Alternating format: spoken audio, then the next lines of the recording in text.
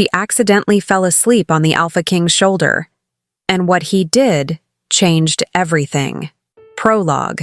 Delphine of House Thorn had convinced herself that love was something that happened once in a lifetime. If you were lucky. She'd been lucky. She'd had Edmund, with his terrible singing and his gift for turning disasters into comedy.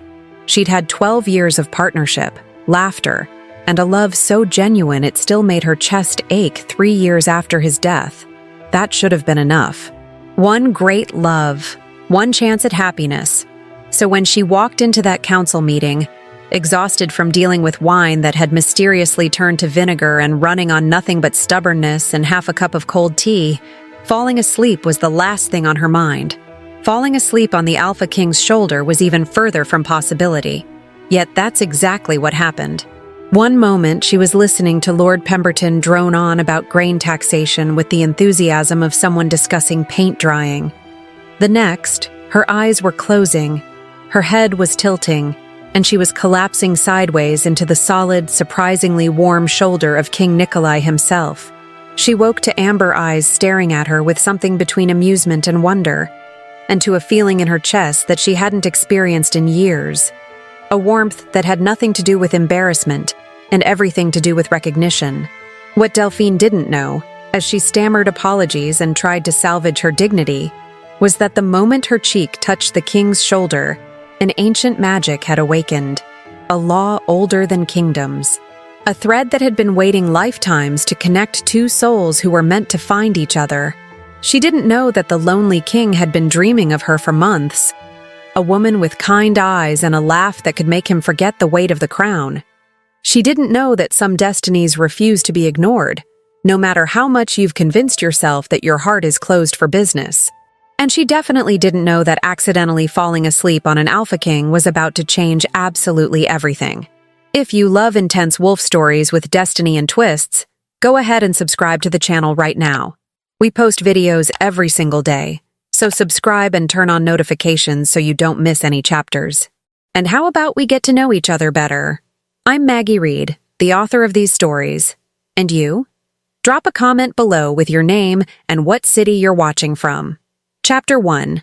The Alpha King's council meetings were, in Delphine's professional opinion, the most effective cure for insomnia ever invented by wolfkind. She'd attended exactly 47 of them in the 3 years since her husband Edmund's death had elevated her from charming merchant's wife to Lady Delphine of House Thorn, keeper of the northern trade routes and unwilling participant in endless bureaucratic discussions. This particular meeting, number 48 and counting, was covering grain taxation policy with the kind of excruciating detail that made her wonder if perhaps death by boredom was actually a documented medical condition. The Eastern Territories propose a reduction of 0.37%, droned Lord Pemberton, a man whose voice had the remarkable quality of being both loud and somehow completely devoid of any tonal variation whatsoever. However, the Western Territories counter with 0.42%, citing historical precedent from the year. Delphine's eyes were getting heavy, dangerously heavy. The kind of heavy that suggested her body had decided that listening to grain taxation statistics was optional and sleep was mandatory. She blinked hard, trying to focus on Lord Pemberton's face, which was difficult because he had the kind of features that seemed designed to blend into wallpaper. Beside him, Lady Marguerite was taking notes with the dedication of someone who genuinely cared about decimal points, while across the table, Lord Ashford appeared to be asleep with his eyes open, a skill Delphine deeply envied. And at the head of the massive oak table sat King Nikolai himself, looking about as enthusiastic as a man attending his own funeral. The Alpha King was impressive in that way. Powerful wolves tended to be, broad-shouldered, sharp-eyed, with the kind of presence that made rooms feel smaller just by him entering them. He'd taken the throne 2 years ago after his father's death, and the general consensus was that he ruled fairly, if somewhat coldly. Delphine had spoken to him exactly 3 times. Once at her official introduction to court, where he'd offered condolences for Edmund's passing, with all the warmth of someone reading from a script. Once at a formal dinner, where he'd asked her to pass the salt. And once in a corridor where they'd nearly collided and he'd said, "Pardon me," before striding away like he had somewhere very important to be. He wasn't rude exactly, just distant, like he was performing the role of king rather than actually living it. Currently, he looked like he was contemplating whether throwing himself out the window would be considered an acceptable exit strategy from this meeting. Delphine sympathized entirely. Which brings us to the matter of transportation costs, Lord Pemberton continued, apparently unaware that his audience was collectively losing the will to live. Now, if we factor in the depreciation of cartwheels over a standard fiscal quarter, Delphine's head nodded forward before she could stop it. She jerked awake, blinking rapidly and praying no one had noticed. Lady Marguerite's lips twitched with barely suppressed amusement, which meant at least one person had definitely noticed. Wonderful. Just wonderful. Delphine straightened in her chair, squared her shoulders, and tried to project an air of alert interest in cartwheel depreciation. It wasn't convincing, but it was the best she could manage under the circumstances. The problem was that she'd been up since before dawn, dealing with a shipment crisis involving 200 barrels of wine that had mysteriously transformed into 200 barrels of vinegar somewhere between the port and the capital. The merchants were threatening lawsuits, her household steward was threatening resignation, and Delphine was threatening to simply set the entire situation on fire and call it a loss. She'd barely had time to eat breakfast before rushing to this council meeting, and now her body was staging a rebellion against consciousness itself. Perhaps, came a deep voice that cut through Lord Pemberton's monologue like a knife through butter. We could table the transportation discussion for our next session. I believe we've covered sufficient ground for today. Delphine's eyes snapped to King Nikolai, who was looking at Lord Pemberton with an expression that suggested the grain taxation discussion was approximately 30 seconds away from causing the Alpha King to do something dramatic involving the aforementioned window. But Your Majesty, Lord Pemberton protested, clutching his notes like they were precious children. We haven't addressed the tertiary considerations? Next session, Nikolai repeated, and this time there was enough alpha command in his voice that Lord Pemberton actually flinched and closed his mouth. Of course, Your Majesty. As you wish. The meeting dissolved in a flurry of shuffling papers and scraping chairs as the council members gathered their materials and filed toward the door. Delphine stood as well, grateful beyond measure for the reprieve, and was preparing to make her escape when a wave of dizziness hit her like a physical blow. She swayed slightly, gripping the edge of the table for support, while the room did a concerning little spin around her. Right. Standing up quickly after nearly falling asleep sitting down. Probably not her wisest decision. Lady Delphine? The voice was closer now, and when Delphine's vision cleared, she found King Nikolai standing beside her chair, looking at her with something that might have been concern. Are you unwell? I'm fine, Delphine said automatically, even though fine was definitely a generous interpretation of her current state. Just stood up too fast. Low blood sugar. I may have forgotten to eat actual food today. Nikolai's eyebrows rose slightly. You forgot to eat. It happens when you're dealing with wine that mysteriously turns to vinegar, and merchants who seem to think I personally offended their ancestors by allowing fermentation to occur. Delphine released the table edge cautiously, testing her balance. Better. Mostly better. But I'm fine now. Thank you for your concern, Your Majesty. She took one step toward the door and immediately knew she'd miscalculated, because the dizziness came roaring back with a vengeance. And then, because apparently the universe had decided Delphine's dignity was optional today, her knees buckled, her balance failed completely, and she found herself falling sideways into what her brain registered half a second too late was the Alpha King himself. She collided with Nikolai's shoulder with all the grace of a drunk swan, her cheek smashing against the solid muscle there, while her hands clutched reflexively at his formal jacket to keep from sliding onto the floor entirely. I'm so sorry, Delphine gasped, trying to push herself upright and failing because her traitorous body had apparently decided that standing was overrated. This is mortifying. I promise I don't usually assault royalty. This is a first for me. She felt more than heard Nikolai's surprised exhale, and when he reached out to support her, a hand gently guiding her arm, she realized with horror that she was essentially draped across the Alpha King like a particularly awkward shawl. Perhaps, Nikolai said. And was that amusement in his voice? You should sit back down before you actually do fall on the floor. That would be significantly more mortifying, I imagine. He guided her back into her chair with surprising gentleness, and Delphine sank into it gratefully while trying to remember if there was a protocol for apologizing to the king after accidentally using him as a personal support structure. I really am sorry, she said again, looking up at him while her face burned with embarrassment. That was completely inappropriate, and also completely unintentional. I swear I didn't plan to fall on you. I believe you, Nikolai said, and there was definitely amusement now. A slight curve to his mouth that might have been an actual smile trying to happen. You don't strike me as the type to plan dramatic fainting spells for attention. I'm really not. If I were planning something for attention, it would involve significantly more strategic thinking and probably some kind of performance element. Maybe interpretive dance. The almost smile became slightly more pronounced. I would pay to see you attempt interpretive dance at a council meeting. Don't tempt me. Next grain taxation discussion, I might just do it out of pure desperation. Nikolai pulled out the chair beside hers and sat down, which was unexpected enough that Delphine blinked at him in confusion. Weren't kings supposed to be busy? Didn't he have important royal things to attend to that didn't involve sitting with council members who'd just collapsed on him? When did you last eat an actual meal? Nikolai asked, studying her with those sharp amber eyes that seemed to see more than was comfortable. Yesterday? Maybe the day before. Delphine tried to remember and came up blank. Time gets away from me when I'm dealing with crises. And you have many crises. Constant crises. I'm beginning to think crisis management is my primary job description. Delphine rubbed her temples where a headache was starting to bloom. Edmund used to handle all the trade route logistics. He was brilliant at it. Could negotiate contracts in his sleep, could spot a bad deal from 3 territories away. And then he died, and suddenly I was responsible for continuing his work.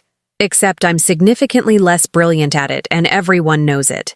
She hadn't meant to say that last part out loud. Hadn't meant to admit to vulnerability in front of the Alpha King, of all people. But there was something about nearly passing out from exhaustion and then literally falling on someone that apparently bypassed her normal social filters. I doubt everyone knows it, Nikolai said quietly. From what I've observed, you manage the northern trade routes with considerable skill. Delphine stared at him. You've observed? I pay attention to my council members. It's part of my job. He leaned back in his chair, somehow making the formal posture look comfortable. You've negotiated 3 major contracts in the past 6 months, resolved a shipping dispute that had been ongoing for 2 years, and somehow convinced the notoriously difficult Merchants Guild to actually cooperate on standardized pricing. You really do pay attention. I told you, it's my job. They sat in silence for a moment, and Delphine found herself revising her previous assessment of the Alpha King as cold and distant. Up close, he seemed less remote and more tired, like he was carrying weight that had worn him down to something quieter than he'd started as. Can I ask you something? Delphine said, then immediately regretted the impulse. Because what if he said no? What if she was about to overstep some crucial boundary between monarch and subject? You can ask, Nikolai said, which wasn't quite permission, but also wasn't a refusal. Do you actually care about grain taxation policy? Or is it as mind-numbingly boring for you as it is for the rest of us? Nikolai's lips twitched again, that almost smile threatening to become real. It's absolutely mind-numbingly boring. But it's also necessary, so I endure it. That's very noble of you. It's very tedious, actually. Nobility has nothing to do with it. Delphine laughed, a real laugh that surprised her with its suddenness. I think that's the most honest thing I've ever heard you say. Is it? Nikolai tilted his head slightly, studying her with an intensity that made her skin prickle with awareness. Perhaps I should be more honest then. It's refreshing. Or dangerous.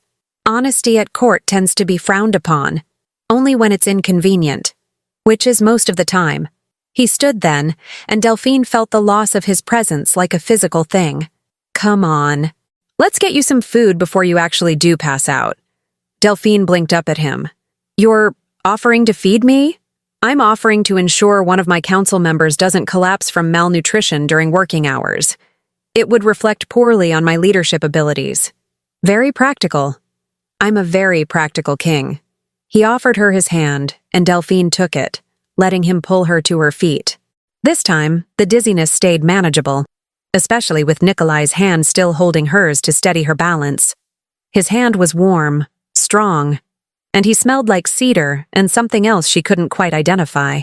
Something that made her wolf sit up and take interested notice in a way it hadn't done since Edmund's death. She pushed that thought aside firmly, because this was the Alpha King, and she was a recent widow, and absolutely nothing about this situation warranted her wolf getting ideas. "Thank you," Delphine said, gently extracting her hand from his once she was steady, "for not letting me faceplant on the council room floor. That would have been difficult to live down." "You're welcome," Nikolai said, and when he smiled, really smiled, small but genuine, Delphine's heart did a strange little flutter that she absolutely was not going to examine too closely. She'd come to this council meeting expecting boredom and bureaucracy. She hadn't expected to actually see the man underneath the crown, and she definitely hadn't expected to find herself hoping for another chance to make him smile. Chapter 2. The palace kitchens were not a place Delphine had ever expected to find herself being escorted to by the Alpha King, and yet here she was, following Nikolai through a series of increasingly less formal corridors, while servants pressed themselves against walls and stared with expressions ranging from shocked to delighted. By tomorrow, the entire palace would be buzzing with speculation about why King Nikolai had personally taken Lady Delphine to get food. Delphine tried to care about the gossip implications and found she was too hungry and too tired to manage it. "Does it bother you?" Nikolai asked without looking back, navigating the hallways with the ease of someone who'd grown up in them. "The staring. Does it bother you?" Delphine countered. "I'm used to it. People have been staring at me since I was born. It comes with the territory of being royal. Then I suppose I'll get used to it too. People stared when Edmund died, and I suddenly had to take over his responsibilities. People stared when I showed up at my first council meeting in Widow's Black and refused to cry. People will stare at pretty much anything that's mildly unusual." She hitched her skirts up slightly to avoid tripping on a particularly uneven stone. "I've decided staring is their problem, not mine. That's a remarkably healthy attitude. Or a remarkably stubborn one. My mother used to say I was too stubborn for my own good. Was she right?" Delphine considered this. "Probably, but the stubbornness has served me well, so I'm not particularly interested in changing it." They arrived at the kitchens to find organized chaos in full swing.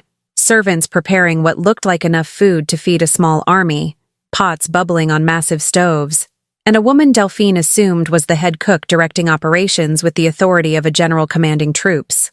The moment the cook spotted Nikolai, her expression transformed from focused intensity to something approaching panic. "Your Majesty!" She dropped into a curtsy so deep it looked painful. "We weren't expecting— that is, I would have prepared— Is something wrong with the meals? Has there been a complaint?" "Nothing's wrong, Marjorie," Nikolai said, and his voice had gentled in a way that suggested he genuinely liked this woman. "I need a favor.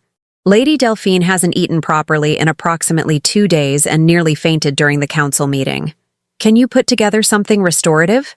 Marjorie's gaze snapped to Delphine, and her expression shifted from panic to the universal look of a competent woman confronted with someone who was clearly not taking proper care of themselves. 2 days? She repeated, managing to make it sound like both a question and an accusation. "You haven't eaten in 2 days. And you thought attending a 3-hour council meeting was a sensible decision? When you phrase it that way, it does sound less sensible than it seemed at the time," Delphine admitted. "Sit," Marjorie commanded, pointing at a small table tucked into a corner of the massive kitchen. "Both of you. I'll have food ready in 10 minutes, and Lady Delphine, you will eat every bite or so help me. I will stand over you until you do." Nikolai's eyebrows rose. "Should I be concerned that my head cook is giving me orders?" "Your head cook has been feeding you since you were in nappies, Your Majesty. I'll give you orders if I think you need them." Marjorie was already moving, pulling items from various locations with practiced efficiency.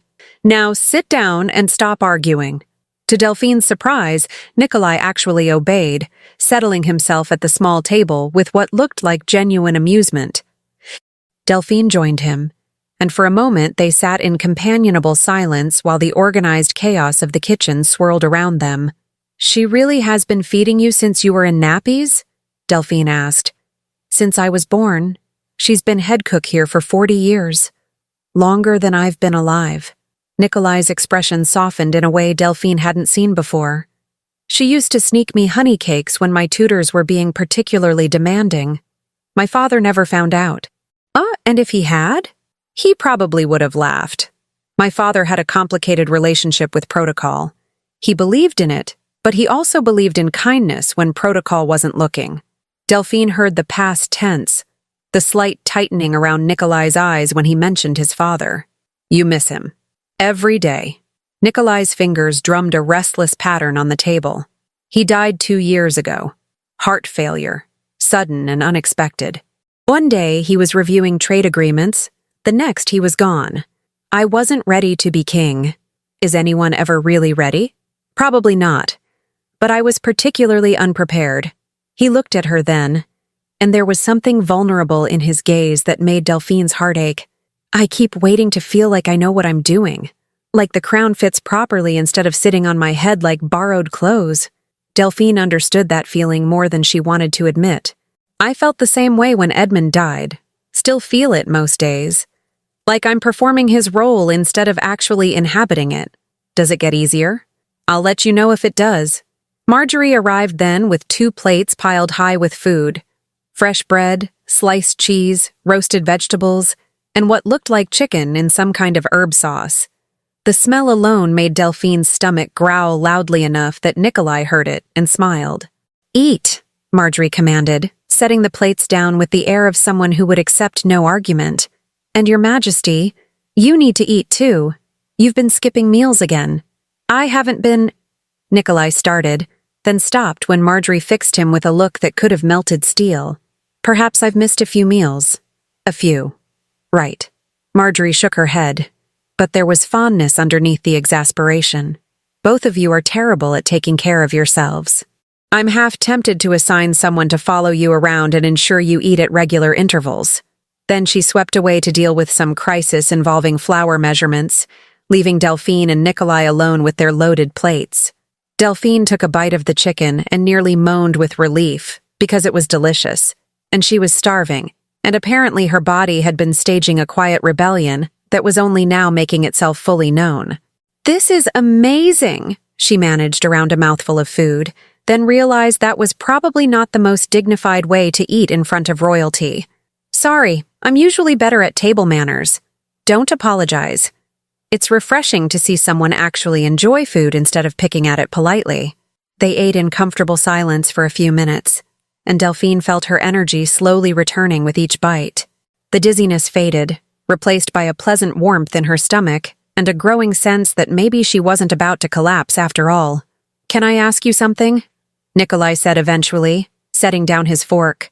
"And you can absolutely tell me it's none of my business." That's a concerning way to start a question. Probably, but I'm going to ask anyway. He looked at her directly, those amber eyes serious. "Why do you work yourself to exhaustion? Is it the grief, the responsibility, or something else?" Delphine set down her own fork, considering how to answer. The truth was complicated and messy, and probably more than the Alpha King wanted to hear over lunch in the palace kitchens. But he'd asked honestly, and something about the way he'd admitted his own struggles made her want to return that honesty. "All of the above?" she said finally. "I loved Edmund. Deeply. He was my best friend, my partner, my—" She stopped, swallowing past the sudden tightness in her throat. Losing him felt like losing half of myself. And the grief is still there, even 3 years later. But the work, the constant crisis management and negotiations and problems, that's almost easier than sitting still. Because when I'm busy, I don't have time to feel how much I miss him." Nikolai was quiet for a long moment. "I understand that. After my father died, I threw myself into ruling with everything I had. Worked until I couldn't think straight, because thinking meant remembering what I'd lost. Did it help? Not really. It just made me exhausted and still grieving. He picked up his fork again, pushing vegetables around his plate. My mother finally cornered me about 6 months ago and told me that my father wouldn't want me to hollow myself out in his name. That honor meant living fully, not just surviving. Wise woman, your mother. Terrifyingly wise. And persistent. She's visiting the coastal territories right now, but when she returns, she'll probably take one look at me and know immediately that I've been skipping meals again. Delphine smiled. Marjorie will tell on you. Marjorie absolutely will tell on me. They conspire together. I'm fairly certain there's a network of palace staff dedicated to ensuring I don't accidentally work myself to death. That sounds like a good network to have. They finished their meal while trading stories about their respective struggles with grief and responsibility. Nikolai told her about the time he'd fallen asleep during a diplomatic dinner and woken up to find he'd face-planted into a bowl of soup. Delphine countered with the story of her disastrous first attempt at negotiating a shipping contract, which had somehow resulted in her accidentally agreeing to transport live chickens instead of timber. By the time they stood to leave, both considerably better fed and in significantly improved moods, Delphine realized she'd been laughing. Actually laughing, for the first time in longer than she could remember. And Nikolai had been laughing too, his usual remote expression transformed into something warm and genuine that made him look years younger. Thank you, Delphine said as they walked back toward the more formal parts of the palace, for the food and the conversation. I didn't realize how much I needed both. Thank you, Nikolai echoed, for being honest, and for not treating me like a crown with a person attached. They reached the corridor where their paths would diverge, Nikolai toward the royal quarters, Delphine toward the wing where the council members had their offices. Delphine turned to say goodbye and found Nikolai looking at her with an expression she couldn't quite read. Lady Delphine, he said carefully, like he was weighing each word. Would you consider, that is, if you're not opposed, perhaps we could have lunch again? Tomorrow, if you're available. Delphine's heart did that strange flutter again, and this time she definitely noticed it. I'd like that, she said, and was surprised by how much she meant it. Same time? Same time. And this time, please try to eat breakfast before the council meeting so you don't faint on me again. I promise to do my best, though I make no guarantees about the fainting. Sometimes my body has its own ideas about appropriate behavior. Nikolai's smile was small but real. I'll take my chances. He left then, striding down the corridor with that unconscious grace that marked him as alpha. And Delphine watched him go while her mind spun with thoughts she wasn't quite ready to examine. This was lunch between council members, she told herself firmly. A friendly meal between two people who both understood what it felt like to carry too much weight. It wasn't anything more than that. It couldn't be anything more than that, even if her traitorous heart was starting to hope otherwise. Chapter 3. Delphine managed to eat breakfast the next morning. Dry toast and weak tea consumed while reviewing shipping manifests that made approximately 0 cents, which she considered a personal victory worth celebrating. The council meeting that followed was mercifully shorter than usual, covering border patrol schedules with an efficiency that suggested everyone had collectively decided life was too short for 3-hour grain taxation debates. And when it ended, Delphine found herself walking toward the kitchens with a flutter of anticipation in her chest that she absolutely refused to acknowledge as excitement. It was just lunch, with the Alpha King, who'd asked her personally, after she'd collapsed on him. Nothing exciting about that at all. Marjorie spotted her the moment she entered the kitchens and immediately directed her to the same small corner table from yesterday, which now had 2 place settings already arranged and a vase of fresh flowers that definitely hadn't been there before. Did you add flowers? Delphine asked, charmed despite herself. His Majesty asked for them, Marjorie said, looking far too pleased with herself. Said the table looked too plain. I told him it was a kitchen table, not a dining hall, but he insisted. Delphine touched one of the delicate blossoms, spring primrose, pale yellow and sweet-smelling, and tried not to read too much into the gesture. Failed entirely, of course, but at least she tried. Nikolai arrived 5 minutes later, looking slightly harried and carrying what appeared to be an impressive stack of documents under one arm. "I'm not late, am I?" he asked, setting the documents on an empty counter with the care of someone who knew exactly how much work they represented. "You're exactly on time, though I'm concerned about whatever those papers are. They look ominous. Trade agreements with the Eastern Territories.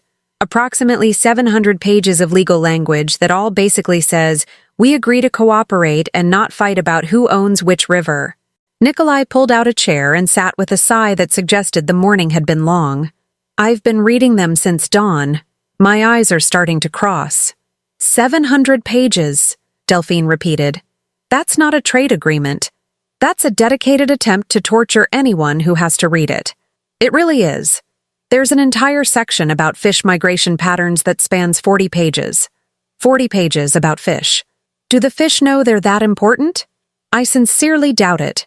Nikolai's expression shifted into something that might have been a smile trying to escape. The fish are probably just swimming around, completely unaware that their movements have been documented in excruciating detail by territorial lawyers. Marjorie appeared then with lunch. Today it was soup, thick and hearty, with fresh bread still warm from the ovens. She set the bowls down with a satisfied nod, told them both to eat every bite, and swept away to terrorize an assistant cook who'd apparently used the wrong type of onion in something. Delphine took a spoonful of soup and discovered it was absolutely delicious. Rich and savory with hints of thyme, and something else she couldn't quite identify. "This is amazing," she said, then caught herself. "I say that every time we eat Marjorie's food, don't I?" "You do. But you're also consistently correct, so I'll allow it." Nikolai was eating his own soup with the efficiency of someone who'd learned to consume meals quickly between meetings. "How was your morning? Any crises involving wine turning to vinegar?" "No, thank the moon, though I did have a situation with a shipment of silk that arrived 6 weeks late and thoroughly moth-eaten. The merchant swears it was perfect when it left his warehouse, and I'm fairly certain he's lying, but proving it is going to be complicated." "Can you refuse payment until he provides acceptable goods?" "I could, but then he'll claim breach of contract and tie me up in legal proceedings for 6 months. Delphine tore off a piece of bread, using it to soak up soup. "Sometimes I think the entire trade system is designed specifically to create maximum frustration for everyone involved." "It absolutely is. My father used to say that trade law was invented by people who hated happiness and wanted everyone else to hate it too. Your father was a wise man. He had his moments." Nikolai's expression softened the way it always did when he mentioned his father. He also once tried to simplify the trade code by burning half the existing regulations and starting fresh. The council nearly had a collective heart attack. "Did he actually burn them?" "No, but he got as far as stacking them in the courtyard and demanding someone bring him a torch before my mother intervened. She managed to talk him down by pointing out that burning legal documents was technically illegal, which would be awkward for a king to do." Delphine laughed, delighted by the image of the former Alpha King threatening to commit arson in the name of bureaucratic reform. "I would have paid to see that." It was, according to my mother, the most excitement the palace had seen in decades. The council members didn't know whether to be terrified or impressed. They fell into easy conversation after that, trading stories about their respective mornings and commiserating over the unique frustrations of their responsibilities. Nikolai had spent 2 hours in a meeting about forestry management that had somehow devolved into a heated argument about whether pine trees or oak trees were more valuable. Delphine had dealt with a merchant who'd tried to convince her that slight water damage was a reasonable description for goods that had been fully submerged in a river. By the time they finished eating, Delphine realized she'd been sitting there for almost an hour and hadn't thought once about the work waiting in her office or the problems she needed to solve. She'd just been present, enjoying the conversation and the company, and the way Nikolai's rare smiles made something warm bloom in her chest. "I should get back to work," Nikolai said reluctantly, standing and gathering his soup bowl like he intended to clear it himself. "The fish migration section won't read itself, unfortunately." "Unfortunately," Delphine agreed, standing as well, "and I have moth-eaten silk to argue about." They walked together toward the kitchen exit, and Delphine was acutely aware of Nikolai's presence beside her. The warmth of him, the the cedar scent that seemed to cling to his clothes, the way their shoulders almost brushed when they walked. At the door, Nikolai paused, turning to face her with an expression that looked almost nervous. "Tomorrow?" he asked. "Same time?" "Tomorrow," Delphine confirmed, and tried to ignore the way her heart leapt at the prospect. "I'll try to have a new crisis to report. Keep things interesting. I'll look forward to it." Nikolai hesitated, then added quietly, "I find I'm looking forward to these lunches more than I probably should." The admission hung between them, honest and vulnerable, and Delphine felt her breath catch because she understood exactly what he meant. "Me too," she said softly. "More than I probably should." Their eyes met, and for a moment something passed between them. Recognition, maybe, or possibility, or the tentative beginning of something neither of them had names for yet. Then Nikolai smiled, small and genuine, and said, "See you tomorrow, Delphine." He used her first name, not Lady Delphine, not the formal address required by protocol, just her name spoken with warmth that made her skin prickle with awareness. "See you tomorrow, Nikolai," she replied, returning the favor and watching the way his expression shifted at hearing his own name without the title attached. She watched him leave, waited until he'd disappeared down the corridor, and then allowed herself a moment to simply stand there and feel the warmth spreading through her chest. This was dangerous, she knew. The Alpha King and a widowed council member having private lunches, using first names, looking at each other with expressions that definitely weren't purely professional. Court would notice, people would talk, expectations would build, and complications would follow. But as Delphine made her way back to her own office, she found she couldn't bring herself to care as much as she probably should. Because for the first time since Edmund's death, she felt something other than grief and exhaustion. She felt hopeful, and hope, she was discovering, was a remarkably difficult thing to ignore. Chapter 4. By the end of the first week of daily lunches, the palace was absolutely buzzing with speculation about Delphine and the Alpha King, and Delphine had given up any pretense of caring what people thought. Let them talk. She was enjoying herself far too much to stop now. The lunches had become the brightest part of her days, an hour where she could set aside trade disputes and shipping manifests and simply exist as herself, not as Lady Delphine of House Thorn, with all the responsibilities that title carried. Nikolai seemed to feel the same way, arriving each day looking progressively more relaxed, like he was shedding the weight of the crown the moment he stepped into the kitchens. Today he arrived with an expression that could only be described as deeply, profoundly annoyed. "Bad morning?" Delphine asked as he collapsed into his chair with less grace than usual. "I just spent 3 hours, 3 entire hours, listening to Lord Ashford and Lady Marguerite argue about whether the autumn festival should feature dancing or theatrical performances." Nikolai dragged his hands through his hair, making it stick up in ways that were frankly adorable. 3 hours, Delphine. They have 17 subcommittees dedicated to this decision. 17. Did they reach a conclusion? They've scheduled 4 more meetings to discuss it further. He looked at her with an expression of such profound suffering that she had to bite back a laugh. "I'm the Alpha King. I can command armies. I can negotiate treaties with hostile territories. But apparently I cannot make grown adults agree on festival entertainment without forming subcommittees about it. Have you considered just telling them to figure it out themselves?" "I tried that." Lady Marguerite looked at me like I'd suggested setting the festival on fire and dancing in the ashes. Nikolai accepted the plate of food Marjorie set in front of him with a grateful nod. Apparently, royal input is absolutely essential to the decision-making process. That's code for, "We don't want to take responsibility if people don't like it," Delphine said knowingly. "I get that all the time with merchant contracts. Everyone wants my approval so they can blame me if things go wrong." "Exactly. Except I don't actually care whether we have dancing or theatrical performances. I barely attend the festival anyway. You don't attend your own kingdom's autumn festival? I make an appearance at the opening ceremony, wave at people, give a short speech about community and tradition, and then escape back to the palace before someone tries to engage me in small talk about harvest yields." Nikolai cut into his roasted chicken with more force than was strictly necessary. "My father loved the festival. He'd stay for hours, dancing with anyone who asked, watching the performances, judging the baking competitions. But I'm not my father, and I'm terrible at pretending to enjoy myself when I'm actually counting down the minutes until I can leave. Delphine heard the frustration in his voice, the weight of comparison to a man who was clearly still casting a long shadow.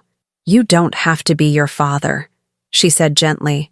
"You're allowed to be yourself, even if yourself doesn't enjoy autumn festivals. Tell that to the council members who keep reminding me that King Robert would have loved this, or King Robert always did it this way." Nikolai's jaw tightened. "I know they mean well. I know they miss him. But sometimes it feels like they're waiting for me to transform into him instead of accepting that I'm someone different. Different doesn't mean worse, doesn't it?" Nikolai looked at her, and there was genuine uncertainty in his amber eyes. "My father was beloved, charismatic. He made ruling look effortless, and I'm not any of those things. I'm awkward at social events. I hate meaningless small talk. And I'd rather read agricultural reports than attend balls." "Reading agricultural reports instead of attending balls sounds perfectly reasonable to me," Delphine said. "In fact, it sounds significantly more useful. Agricultural reports actually contain information. Balls just contain people in uncomfortable shoes making awkward conversation about weather." That pulled a surprised laugh from Nikolai. "You hate balls too?" "Despise them. All that forced gaiety and strategic socializing. Edmund used to love them. He'd work the room like an artist, charming everyone, making connections, turning conversations into business opportunities. I'd follow behind him, trying not to trip over my own feet and counting the minutes until we could leave." "How did you manage it?" "Badly, mostly. I once walked directly into a decorative fountain because I was so busy trying to escape a conversation about someone's prize-winning roses that I wasn't watching where I was going." The memory still made her cringe. "I was soaked from waist down and had to leave early. It was mortifying at the time, but in retrospect, it was an excellent exit strategy." Nikolai was grinning now, his earlier frustration forgotten. "You walked into a fountain. A large, ornate fountain with very cold water and decorative fish that were not pleased about being disturbed."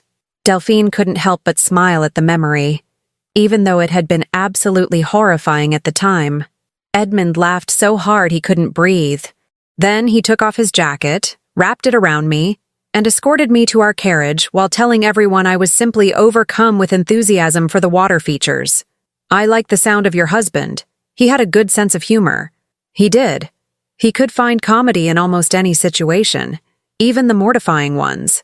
Delphine felt the familiar ache in her chest that came with memories of Edmund, but it was softer now than it used to be.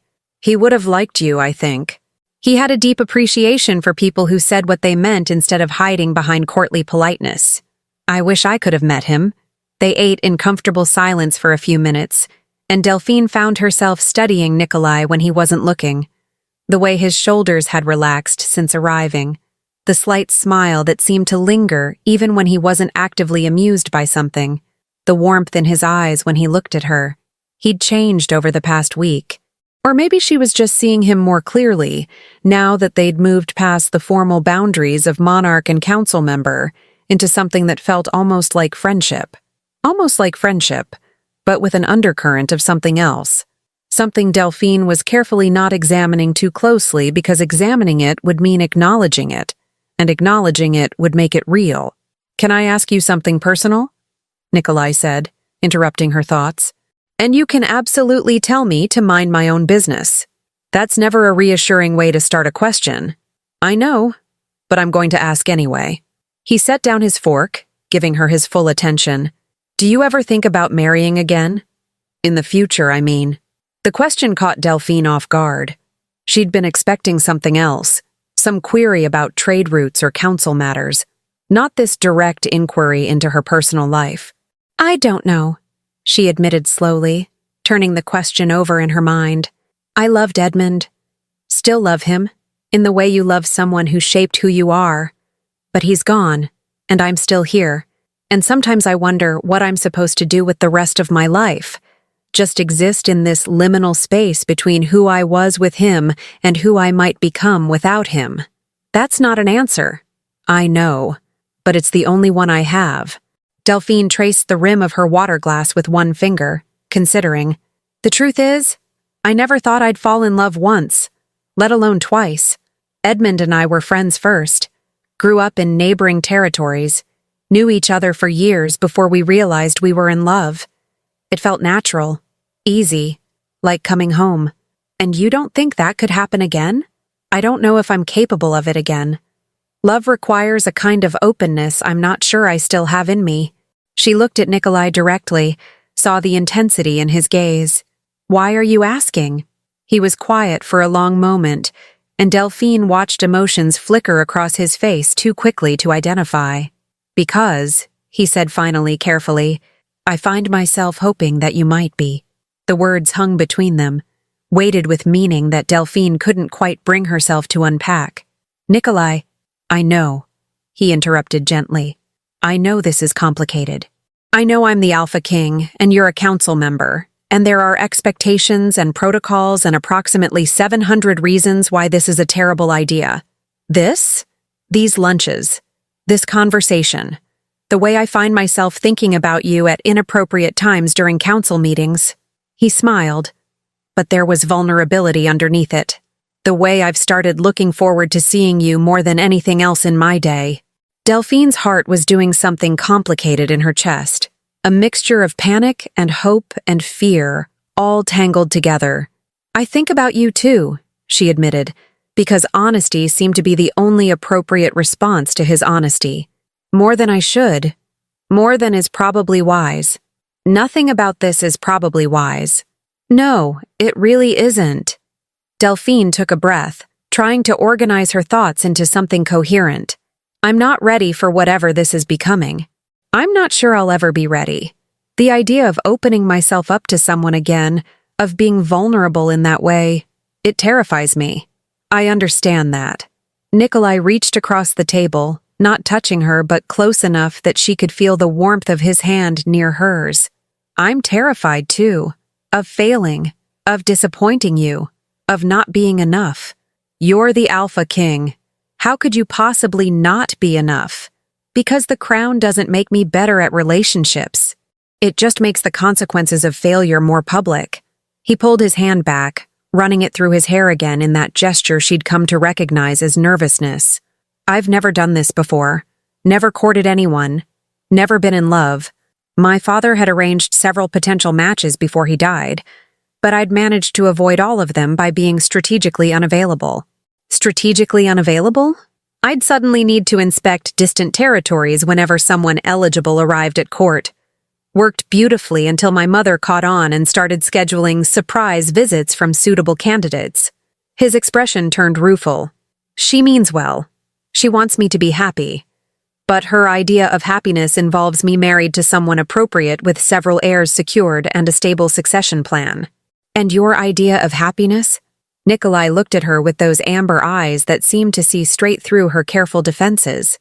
Lately, it involves spending lunch in the palace kitchens with a woman who makes me laugh and doesn't treat me like a crown with a person attached. Oh no. Delphine's heart was definitely doing something it shouldn't be doing, something that felt dangerously like falling. This is a bad idea, she said, even as she felt herself leaning slightly toward him across the table. You're the Alpha King. I'm a widowed merchant's wife who trips into fountains and argues with people about moth-eaten silk. We're from completely different worlds. Are we? Nikolai leaned forward too, closing the distance between them until she could see the flecks of gold in his eyes. Because from where I'm sitting, we're two people who understand what it's like to carry weight we didn't choose, who feel like we're performing roles instead of living lives, who'd rather be honest than comfortable. When did you become poetic? I'm not being poetic. I'm being accurate. His smile was small but genuine, and I'm asking, very badly apparently, if you might consider letting this thing between us become something more than friendship. Slowly. At whatever pace feels manageable. What if I can't? Delphine asked quietly. What if I'm too broken from losing Edmund? What if I'm not capable of loving someone again? Then we stay friends. I'll take friendship with you over nothing at all. Nikolai's voice was steady, certain. But Delphine, I don't think you're broken. I think you're healing. And maybe, if you're willing, We could heal together. Delphine sat there, her mind spinning with all the reasons this was impossible, impractical, destined for disaster. She was still grieving. He was royalty. The court would have opinions. The complications would be endless. But underneath all the practical objections was a truth she could no longer ignore. She wanted this, wanted him, wanted the possibility of something that felt like hope instead of just survival. Okay, she heard herself say, even as her rational mind screamed that this was a terrible decision. Slowly. We can try slowly. Nikolai's smile transformed his entire face, made him look younger and lighter, and absolutely devastating. Slowly, he agreed. I can do slowly.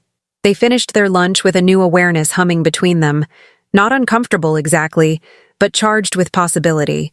When they parted ways, Nikolai's fingers brushed against hers in what might have been an accident, or might have been entirely intentional. Delphine walked back to her office in a daze, her mind replaying the conversation, her heart doing complicated things she'd thought it had forgotten how to do. This was ridiculous.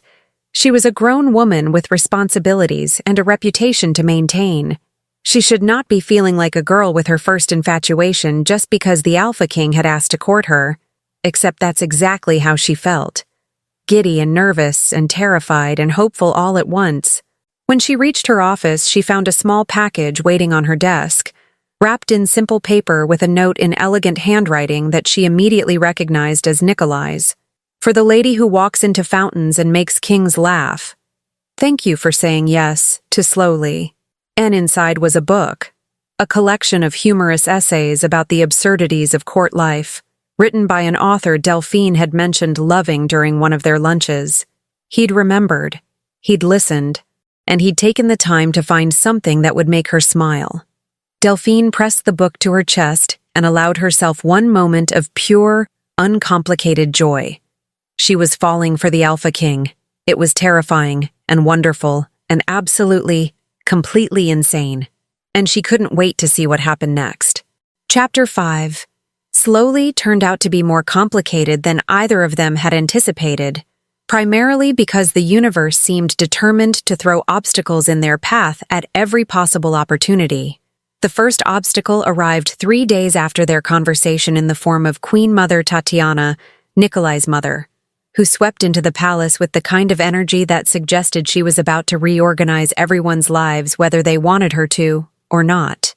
Delphine learned about her arrival from Marjorie, who'd come to find her in the council library where she'd been attempting to decode a particularly baffling shipping contract. The Queen Mother is here, Marjorie announced, looking both delighted and concerned in equal measure.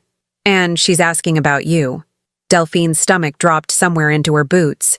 About me specifically? About the charming widow who's been having lunch with my son every day for 2 weeks. Marjorie's expression was carefully neutral. She seemed very interested in meeting you. That's concerning. That's one word for it. Marjorie leaned against the desk, lowering her voice conspiratorially. Between you and me, dear, Queen Mother Tatiana is lovely, but also terrifying. She has opinions about everything, and she's not shy about sharing them. Wonderful. That's exactly what I needed today. Delphine had approximately 15 minutes to panic before she was summoned to the formal receiving room where Queen Mother Tatiana was apparently holding court. She used those 15 minutes to check her appearance in every reflective surface she passed, attempt to smooth her hair into something presentable, and give herself a stern internal lecture about not saying anything mortifying. The lecture was entirely unsuccessful, but at least she tried. Queen Mother Tatiana was exactly as intimidating as Delphine had feared. A tall, elegant woman with silver-streaked dark hair and eyes the same amber color as Nikolai's. Sharp with intelligence and assessing everything about Delphine in approximately 3 seconds.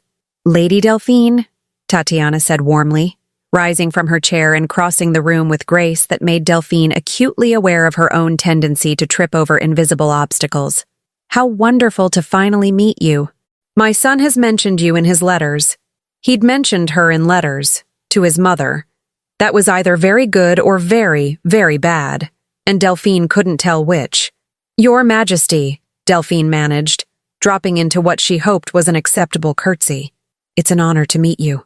Please sit. We should talk. Tatiana gestured to the chair beside her own, and Delphine sat with the distinct feeling of being a specimen under examination. I understand you've been keeping my son company at lunch. How kind of you. There was something in the way she said kind that suggested she knew it was significantly more than kindness. His Majesty has been excellent company, Delphine said carefully, trying to navigate the conversation without revealing too much or too little. We've enjoyed discussing our respective responsibilities. Responsibilities? Yes. Tatiana's smile was knowing. And I'm sure those discussions have been entirely professional and not at all personal. Delphine felt her face heat. We've become friends, Your Majesty. Friends? How lovely. Tatiana poured tea from the elaborate service set out on the table between them, her movements precise and practiced. You know, Nikolai has never mentioned anyone the way he mentions you in his letters. Not in all his 30 years. Which makes me quite curious about what kind of woman has managed to capture my son's attention so thoroughly. I haven't captured anything, Delphine protested, then immediately worried that sounded too defensive. That is, we're simply enjoying each other's company. There's nothing improper happening. I should hope not. Impropriety would be terribly disappointing. Tatiana handed Delphine a delicate teacup with a smile that suggested she was enjoying this conversation far too much. But I'm not concerned about propriety, dear. I'm concerned about whether you're going to break my son's heart. The directness of the question made Delphine nearly drop her teacup. What? I'm not trying to— I know you're not trying to, but that doesn't mean you won't. Tatiana's expression softened slightly. Nikolai presents himself as strong and remote, but underneath all that careful control, he's remarkably fragile. His father's death hit him harder than he'll admit, and taking the throne before he felt ready left wounds that haven't healed. Delphine set down her teacup, meeting Tatiana's gaze directly. I would never intentionally hurt him, Your Majesty. He's become important to me. Important enough to consider a future with him? We've only just begun. It's too early to think about— Delphine stumbled over the words, her usual composure completely deserting her under Tatiana's knowing stare. It's a simple question, Lady Delphine. Are you open to the possibility of loving my son? And there it was. The real question underneath all the polite conversation. Delphine took a breath, chose honesty because anything else felt like a disservice to everyone involved. I'm terrified of it. I loved my husband deeply, and losing him nearly destroyed me. The idea of opening myself up to that kind of loss again, it's paralyzing. But, Tatiana prompted, because apparently she could hear the unspoken word hanging in the air. But I think about Nikolai constantly. I look forward to seeing him. He makes me laugh, and he listens to me. And when I'm with him, I feel like myself instead of just the role I'm performing. Delphine felt tears prick at her eyes, surprising herself with the intensity of the admission. So yes, I'm open to the possibility, even though it terrifies me. Even though I'm not sure I know how to do this. Tatiana was quiet for a long moment, studying Delphine with those sharp amber eyes. Then, slowly, her expression shifted into something that looked almost like approval. Good, she said simply. That's the right answer. There was a right answer? Of course. The wrong answer would have been easy certainty or casual indifference. But terror mixed with genuine feeling? That's real. That's something worth building on. Tatiana reached over and patted Delphine's hand. I like you, Lady Delphine. You're honest. You clearly care for my son. And you walked into this conversation prepared to defend whatever is growing between you, which shows courage. I'm not feeling particularly courageous right now. Mostly I'm feeling like I might be sick on your very expensive rug. Tatiana laughed. A genuine, delighted sound. Oh, I really do like you. Nikolai needs someone who won't be intimidated by royal trappings. Someone who'll tell him when he's being ridiculous and make him laugh when he's taking himself too seriously. I can definitely do both of those things, sometimes accidentally. Even better. Tatiana stood, and Delphine scrambled to her feet as well. I'll be staying at the palace for the next month. We should have lunch together. I want to know everything about the woman who's managed to make my son smile again. I'd be honored, Your Majesty. And Delphine? Tatiana paused at the door, looking back with an expression of gentle seriousness. Take your time. Heal at your own pace. But don't let fear make decisions for you. The heart is remarkably resilient when we give it permission to try again. Then she swept out, leaving Delphine alone in the receiving room with a cooling cup of tea, and the distinct feeling that she'd just been given some kind of royal blessing. She found Nikolai later that evening in the palace library, surrounded by what looked like every book ever written about agricultural management, looking thoroughly overwhelmed. "Your mother cornered me today," Delphine announced, settling into the chair across from him. Nikolai looked up, wincing. "I should have warned you. She arrived early. I thought I'd have time to prepare you. She asked me if I was going to break your heart." "That sounds like her." He set down the book he'd been holding, something with an alarming number of diagrams about crop rotation. "What did you tell her?" "That I'm terrified of the possibility of loving you, but I'm trying anyway." Nikolai went very still. "You told my mother that you're afraid of loving me." I told her the truth. It seemed important. Delphine picked up one of his books, flipping through pages she couldn't focus on. "Was that wrong? Should I have been less honest?" "No. Honesty is—" Nikolai stopped, cleared his throat. "You said you're trying. That's what matters." They sat in comfortable silence for a moment, the weight of the admission settling between them. "She likes me, I think," Delphine added. "Or at least she didn't threaten to have me banished from court, which I'm taking as a positive sign. My mother doesn't make subtle threats. If she didn't like you, you'd know immediately and in great detail." Nikolai smiled, some of the tension leaving his shoulders. "The fact that she wants to have lunch with you means she approves. That's oddly reassuring." "It should be. My mother's approval is harder to earn than most royal decrees." Delphine set down the book, looking at Nikolai directly. "This is getting complicated, isn't it?" "It was always going to be complicated. I'm the Alpha King. You're a council member. We're both carrying grief and responsibility and probably more emotional baggage than any two people should reasonably attempt to navigate together. When you put it that way, this sounds like a terrible idea. Probably, but I'm finding I don't care as much as I should." Nikolai stood, crossing to where she sat and held out his hand. "Walk with me?" Delphine took his hand, let him pull her to her feet, and followed him through the library stacks toward the doors that led to the palace gardens. Outside, the evening air was cool and sweet with the scent of night-blooming flowers. The gardens were empty at this hour, private and peaceful, and Delphine felt some of the day's tension drain away as they walked the winding paths together. "I'm not good at this," Nikolai said after a few minutes of silence. "Courting, romance, any of it. I don't know the rules or the appropriate gestures or how to make grand romantic declarations that sweep people off their feet." "Good, because I'd probably laugh if you tried to sweep me off my feet. I'm not really the sweeping type." "No?" "Edmund tried once. Literally tried to pick me up and carry me across the threshold of our new house. He made it approximately 3 steps before his back gave out, and we both ended up in a heap on the floor." The memory made her smile. "It was ridiculous and perfect and completely us. I promise not to attempt any literal sweeping then. I appreciate that. My dignity couldn't handle being dropped." They walked in comfortable silence, and Delphine was acutely aware of Nikolai's hand still holding hers, warm and solid and somehow exactly right. "Can I tell you something?" Nikolai asked quietly. "Always. I've been having visions lately. Gentle ones, where I sense your presence, like a memory that isn't mine. And there's this feeling that we're connected by something older than us. Something that was decided long before we met." Delphine's steps faltered. "I've been having similar dreams. I thought I was just processing grief in weird ways, but what if it's something else?" Nikolai stopped walking, turning to face her.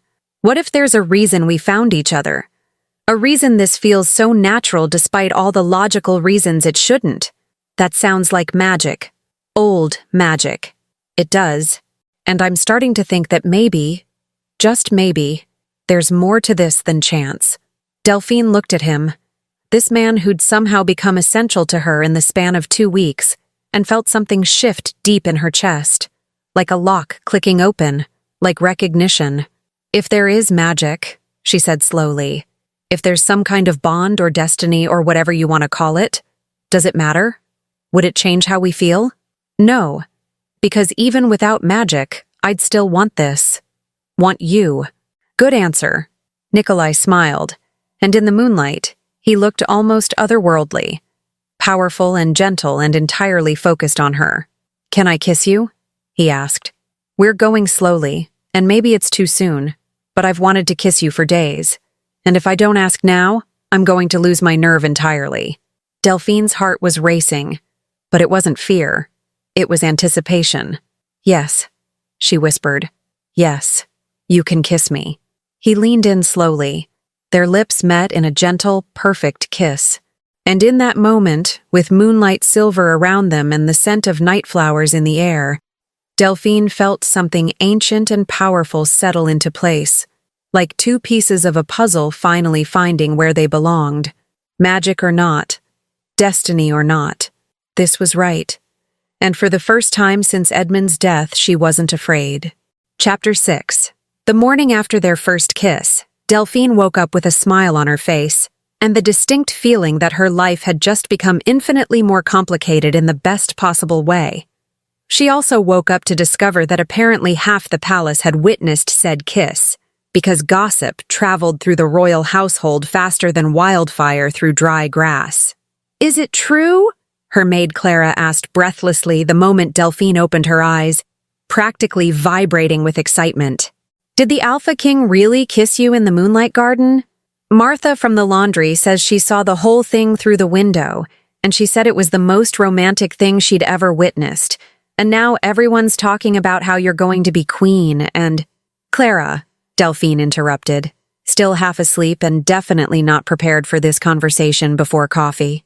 Please breathe before you pass out on my bedroom floor. Clara sucked in air obediently, but continued bouncing on her toes with barely contained enthusiasm. But is it true? The kiss part is true. The queen part is wildly premature speculation that people need to stop spreading before it causes problems. Delphine dragged herself out of bed, wincing when her feet hit the cold floor. And Martha from the laundry needs to find a hobby that doesn't involve spying on people through windows. Oh, she was just folding linens near the window. She couldn't help seeing. And she said the Alpha King looked at you like you were the sun and the moon and all the stars combined. And honestly, my lady, that's the most romantic thing I've ever heard. And I read romance novels, so I know what romantic looks like. Delphine couldn't help but smile at Clara's enthusiasm, even as part of her brain was panicking about the implications of the entire palace knowing her personal business before she'd even had breakfast. It was just a kiss, Clara. One kiss. People are reading far too much into it. One kiss with the Alpha King, who never kisses anyone, who's been alone for 2 years since taking the throne, who apparently lights up like a festival lantern whenever you walk into a room. Clara was gathering Delphine's clothes for the day with the efficiency of someone who could gossip and work simultaneously. Everyone's noticed, my lady, the way he looks at you, the daily lunches, the fact that he actually smiles now, which he never did before you came along. He smiled before me. I'm not that magical. Lady Marguerite says she's never seen His Majesty look happy until you started having lunch together. And Lord Ashford told his valet that the king has been humming while reviewing documents, which apparently is unprecedented behavior. Delphine stopped mid-reach for her dressing robe. Nikolai hums? While reading trade agreements? Can you imagine? His valet says it's the strangest thing he's ever witnessed, but also kind of wonderful, and everyone's crediting you for the transformation. This was getting out of hand. Delphine could feel the weight of expectations building like storm clouds on the horizon. Everyone watching, everyone speculating, everyone projecting their hopes and romantic fantasies onto a relationship that was barely 2 weeks old. Clara, I need you to help me with something, Delphine said seriously. Anything, my lady. I need you to help spread the word that people need to calm down. The king and I are getting to know each other, that's all. No wedding plans, no grand romance, just 2 people spending time together. Clara's face fell slightly. But it is a grand romance. Everyone can see it. What everyone can see is 2 people who enjoy each other's company. Everything else is speculation, and speculation creates pressure that neither of us needs right now. Delphine softened her tone. I know you mean well. I know everyone means well. But this is fragile and new, and I need people to give us space to figure it out without the entire court watching our every move. I understand, my lady. I'll do my best. Clara hesitated, then added quietly, but for what it's worth, I think you're good for him. And he's good for you too. You've been smiling more, laughing more. You seem lighter than you've been since Lord Edmund passed. The observation made Delphine's throat tighten with unexpected emotion. Thank you, Clara. That means more than you know. She dressed quickly and made her way to the council chambers for the morning meeting, bracing herself for the inevitable stares and whispers. She wasn't disappointed. The moment she entered the room, conversation stopped, and approximately 12 pairs of eyes swiveled to stare at her with expressions ranging from curious to delighted to, in Lord Pemberton's case, vaguely disapproving. Wonderful. Just wonderful. Delphine took her seat with as much dignity as she could muster, pointedly ignoring the whispers that resumed the moment she sat down. Nikolai arrived 5 minutes later, and if he noticed the sudden attention, he gave no indication. He simply took his place at the head of the table, opened the meeting agenda, and began discussing the day's business with his usual composed efficiency. Except that halfway through Lord Ashford's report on road maintenance, Nikolai's eyes drifted to Delphine, and when their gazes met, he smiled. Small and private, and absolutely devastating. Delphine felt her face heat and firmly redirected her attention to the road maintenance discussion, which was considerably less interesting than the Alpha King's smile, but significantly safer for her composure. The meeting dragged on for 2 hours, covering everything from bridge repairs to crop storage, to the ongoing autumn festival debate, which had apparently spawned 3 additional subcommittees since the last discussion. Perhaps, Nikolai said with admirable patience when Lord Ashford proposed yet another committee, we could simply make an executive decision and move forward. I'm comfortable choosing both dancing and theatrical performances. Problem solved. Lord Ashford looked scandalized. But Your Majesty, the subcommittees have already invested considerable time in analyzing the options. And I'm sure their analysis is thorough and valuable. However, I'm the king, and I'm making a decision. Both activities. Multiple stages if necessary. Let people enjoy whatever entertainment appeals to them. Nikolai's tone was firm, but not unkind. Are there any other matters requiring discussion today? There weren't, probably because everyone was too shocked by Nikolai's sudden decisiveness to think of anything else. The meeting ended, and Delphine was gathering her papers when Nikolai appeared at her elbow. Walk with me? He asked quietly, pitched for her ears only. People will talk. People are already talking. At this point, we might as well give them something accurate to gossip about. His smile was wry. Besides, I have something I want to show you. Delphine let him guide her through the palace corridors, acutely aware of the servants who suddenly became very interested in dusting already clean surfaces whenever they passed.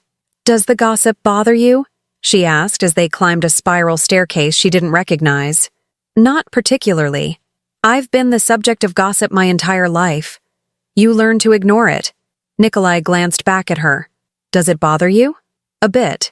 I'm not used to being interesting. Edmund and I were relatively boring as couples go. We ran trade routes and attended occasional dinners and lived very quiet lives. Nobody cared what we did. And now everyone cares. I'm sorry for that. It's one of the less enjoyable aspects of my life. They reached the top of the staircase, and Nikolai pushed open a heavy wooden door that led to... Delphine gasped.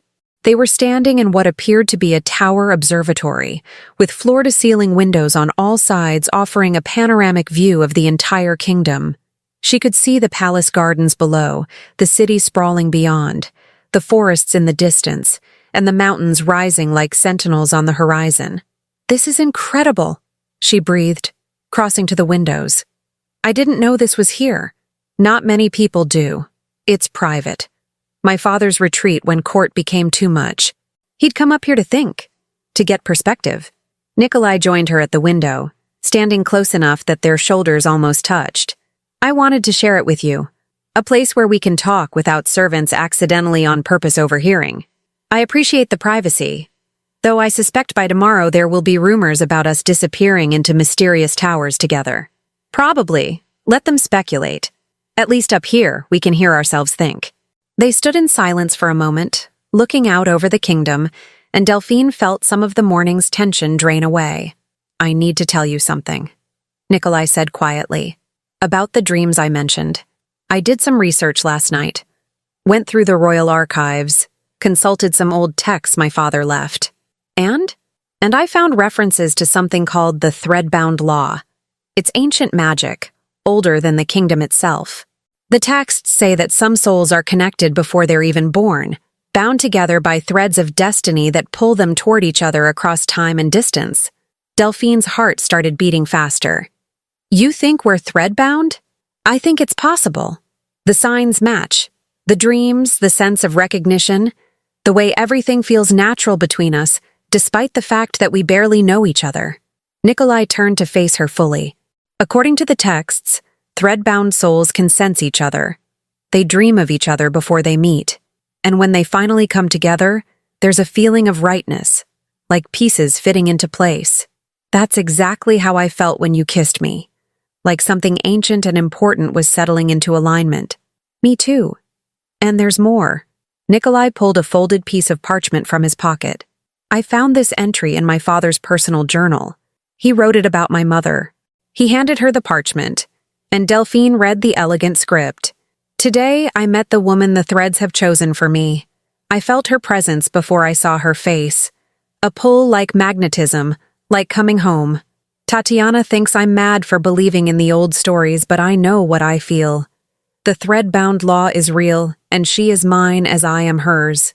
The threads have blessed us, and I will spend my life honoring that gift. Delphine looked up at Nikolai, her mind spinning. Your parents were thread-bound? Apparently. My mother confirmed it this morning when I asked. She said she felt it too.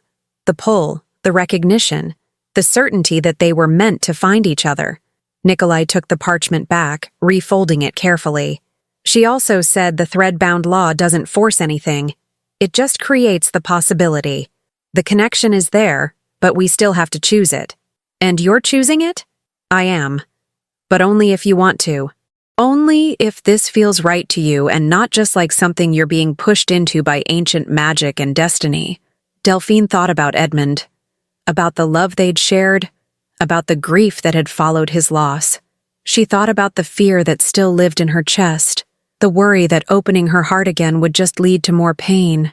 But she also thought about how she felt when she was with Nikolai, safe and seen and absolutely herself, how he made her laugh, how he listened, how everything about being near him felt like relief. I'm terrified, she admitted, but I'm choosing it anyway, choosing you. Choosing us. Nikolai's smile was like sunrise. Then we'll be terrified together. He took her hand, lacing their fingers together, and Delphine felt warmth bloom in her chest. Not just emotion, but something else. Something that felt like magic awakening. Do you feel that? She whispered. Yes. The thread connecting, the bond recognizing itself. Nikolai's eyes were wide with wonder. Delphine, I think it's happening. The thread-bound law is activating. A gentle warmth filled her, starting from her heart. And with it came images, flashes of dreams she'd forgotten, moments that felt like memories that hadn't happened yet. She saw Nikolai laughing in a garden years from now, older and happier. Saw herself beside him, comfortable and content. Saw children. A possibility, not a certainty, but there. Saw a life built on partnership and respect and genuine love. And underneath it all, she felt the thread itself, golden and strong, connecting her heart to his, stretching back through time to some moment before either of them existed when their souls had recognized each other and decided to find each other again. This is real, she breathed. All of it. We were meant to find each other. Does that change how you feel? Delphine considered the question honestly. Did knowing there was magic and destiny behind their connection change anything? No, she said finally, because even without the thread, even without the law, I'd still want this. The magic just explains why it feels so natural. That's what my mother said, that the Threadbound law doesn't create love. It just recognizes souls that are compatible and gives them a chance to find each other. Your mother is very wise. She is. She's also extremely pleased that I've apparently found my Threadbound match. She cornered me this morning and told me not to mess this up or she'd be very disappointed. Delphine laughed. That sounds like her. They stood together in the tower observatory, hands linked, the golden thread humming between them with warmth and promise. And Delphine felt something she hadn't felt in 3 years. She felt whole. Not because Nikolai completed her, she was complete on her own, but because being with him felt like coming home to a part of herself she'd forgotten existed. So, what happens now? She asked. Now we keep going slowly. Keep having lunch. Keep getting to know each other. The thread might have brought us together, but we still have to build the relationship ourselves. Nikolai squeezed her hand gently. And I should probably warn you. The autumn festival is in 2 weeks. And as the king, I'm expected to attend and open the dancing. Traditionally, I'm supposed to dance with someone.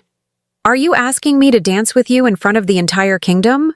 I'm asking if you'd be willing to be publicly associated with me as more than just a council member. Because dancing together at the festival, that's a statement. That's telling everyone that we're courting. And if I say yes, then you'll have to endure me stepping on your feet, because I'm terrible at dancing. My dance instructor gave up on me when I was 16 and told my father I was a lost cause. Delphine grinned. Well, I once walked into a fountain. I think we're evenly matched in the coordination department. Then we'll be disasters together. How romantic. The most romantic. Future generations will tell stories about the king and his thread-bound match who couldn't dance without causing property damage. Nikolai laughed, full and genuine and absolutely joyful, and Delphine felt the golden thread pulse with warmth in response. This was right. This was real. And for the first time since Edmund's death, Delphine wasn't afraid of what came next. She was ready. Chapter 7. The 2 weeks leading up to the autumn festival passed in a blur of council meetings, daily lunches, and what Delphine privately thought of as learning to navigate being threadbound while everyone in the palace watches. It was significantly more complicated than it sounded. The threadbound connection had settled into something constant and warm, a awareness of Nikolai that lived in the back of her mind at all times. She could sense his general emotions, his location in the palace, and occasionally random thoughts that drifted across the thread like leaves on a stream. Most of those thoughts were either about her or about how much he hated administrative paperwork, which Delphine found both endearing and relatable. The complication came from the fact that everyone at court now knew something significant was happening between the Alpha King and Lady Delphine. The gossip had evolved from speculation to near certainty, and people had started treating her differently, more deferentially, with the kind of careful politeness usually reserved for important dignitaries. It was deeply weird. They're doing it again, Delphine muttered to Nikolai during one of their lunches, watching a group of servants practically bow as they passed. The excessive politeness thing. Yesterday, someone offered to carry my books for me. I had 2 books, Nikolai. 2. I'm perfectly capable of carrying 2 books. Nikolai was trying not to smile. She could tell. They're trying to show respect. They're trying to curry favor because they think I'm going to be queen, which is presumptuous and premature and making me deeply uncomfortable. Are you saying you don't want to be queen? His tone was light, teasing, but Delphine sensed genuine curiosity underneath through the thread. I'm saying I haven't thought that far ahead. We've been courting for 2 weeks. Most people don't make monarchy decisions after 2 weeks. Most people aren't thread-bound to the Alpha King. Fair point. Delphine stabbed at her salad with more force than necessary. But still, the assumption that we're heading straight for marriage and coronation and heirs is ridiculous. We're taking this slowly, remember? I remember. Though I should warn you, my mother has already started making comments about grandchildren. She cornered me yesterday and asked if I thought we'd have a spring wedding or summer wedding. And when I told her we haven't discussed weddings at all, she looked at me like I was being deliberately obtuse. Your mother is a force of nature. She is. And she's also completely convinced that we're endgame, as she puts it. Something about how the Threadbound law never brings souls together without reason. Delphine felt warmth bloom in her chest, partly from the thread, partly from her own emotions getting tangled up with magic. Does it bother you? The assumption that we'll end up married? Nikolai set down his fork, giving her his full attention. Honestly? No. Because even though it's early, even though we're supposedly taking this slowly, I already know I want forever with you. The thread just confirmed what my heart was already figuring out. That's disgustingly romantic. I know. I'm as surprised as you are. Apparently, thread binding turns me poetic. He reached across the table, taking her hand. But I mean it, Delphine. I know it's fast. I know we should be cautious. But when something feels this right, why pretend otherwise? She looked at their joined hands, at the golden shimmer that had become visible along the thread when they touched. Magic made manifest, connecting them in ways that went beyond physical. You're right, she said quietly. It does feel right. Even the scary parts feel right, which is possibly the strangest thing I've experienced. The scary parts? The possibility of loving you, the possibility of losing you, the possibility of being queen, which I'm absolutely not qualified for. Delphine squeezed his hand. All of it terrifies me. But the idea of not having this, not having you, terrifies me more. Through the thread, she felt Nikolai's surge of emotion, love and relief and fierce protectiveness all tangled together. You won't lose me, he said firmly. And you're more qualified for being queen than you think. You're smart, compassionate, excellent at crisis management, and people genuinely like you. That's more important than knowing formal protocol or having grown up in court. People like me because I'm amusing when I trip over things. People like you because you're genuine. Because you treat everyone with respect regardless of their rank. Because you make the palace feel less like a formal institution and more like a place where people actually live. Nikolai smiled. Also, yes, because you're amusing when you trip over things. But that's just a bonus. Delphine was formulating a response when Marjorie appeared at their table with an expression that suggested incoming drama. Apologies for interrupting, Your Majesty, but there's a situation developing that requires your attention. Nikolai sighed. What kind of situation? The theatrical performance planned for the festival has apparently fallen apart. The lead actress ran off with the lead actor from the competing troupe, and now both groups are threatening to withdraw entirely unless you intervene and make them the official festival performers. There are subcommittees dedicated to handling this exact type of problem, Nikolai said, his frustration clear through the thread. The subcommittees are deadlocked. They're requesting executive intervention. Of course they are. Nikolai stood looking at Delphine apologetically. I'm sorry. I have to deal with this before it spirals into something even more ridiculous. Do you want help? Delphine offered. I'm good at mediating disputes. Comes with the merchant territory. You'd be willing to negotiate with dramatic theater people fighting over festival performances? I once negotiated peace between two merchant families who'd been feuding for 3 generations over who invented a particular type of cheese. Dramatic theater people can't be worse than that. Nikolai's smile was brilliant. Have I mentioned that I'm falling in love with you? Not in those exact words, but the thread kind of gives it away. Right, the thread. He helped her stand, keeping hold of her hand. Well, since we're being honest through magic anyway, I am. Falling in love with you. Have been since you collapsed on me during that first council meeting. Delphine felt her breath catch, her heart doing complicated things in her chest. Through the thread, she could feel that he meant it. Absolutely and completely. I'm falling in love with you too, she admitted, even though it's terrifying and fast and completely insane. The best things usually are. They left the kitchens together, hand in hand, and Delphine was dimly aware of Marjorie watching them go with an expression of supreme satisfaction. The theatrical crisis turned out to be exactly as dramatic as promised. Both performance troupes were assembled in one of the palace receiving rooms, apparently competing to see who could be more offended and indignant. Absolutely unconscionable behavior, the director of the first troupe was declaring when Delphine and Nikolai entered. To steal our lead actress on the eve of the festival. We didn't steal anyone, the second director protested. She came to us willingly because she recognized superior artistic vision when she saw it. Superior artistic vision? Your last performance featured a donkey that got loose and ate half the props. That was one time, and the donkey was symbolic. Nikolai looked at Delphine with an expression that clearly said, "Please save me from this," and she had to bite back a laugh. "Gentlemen," she said, stepping forward with her best negotiation voice. "Perhaps we could discuss this calmly and find a solution that works for everyone?"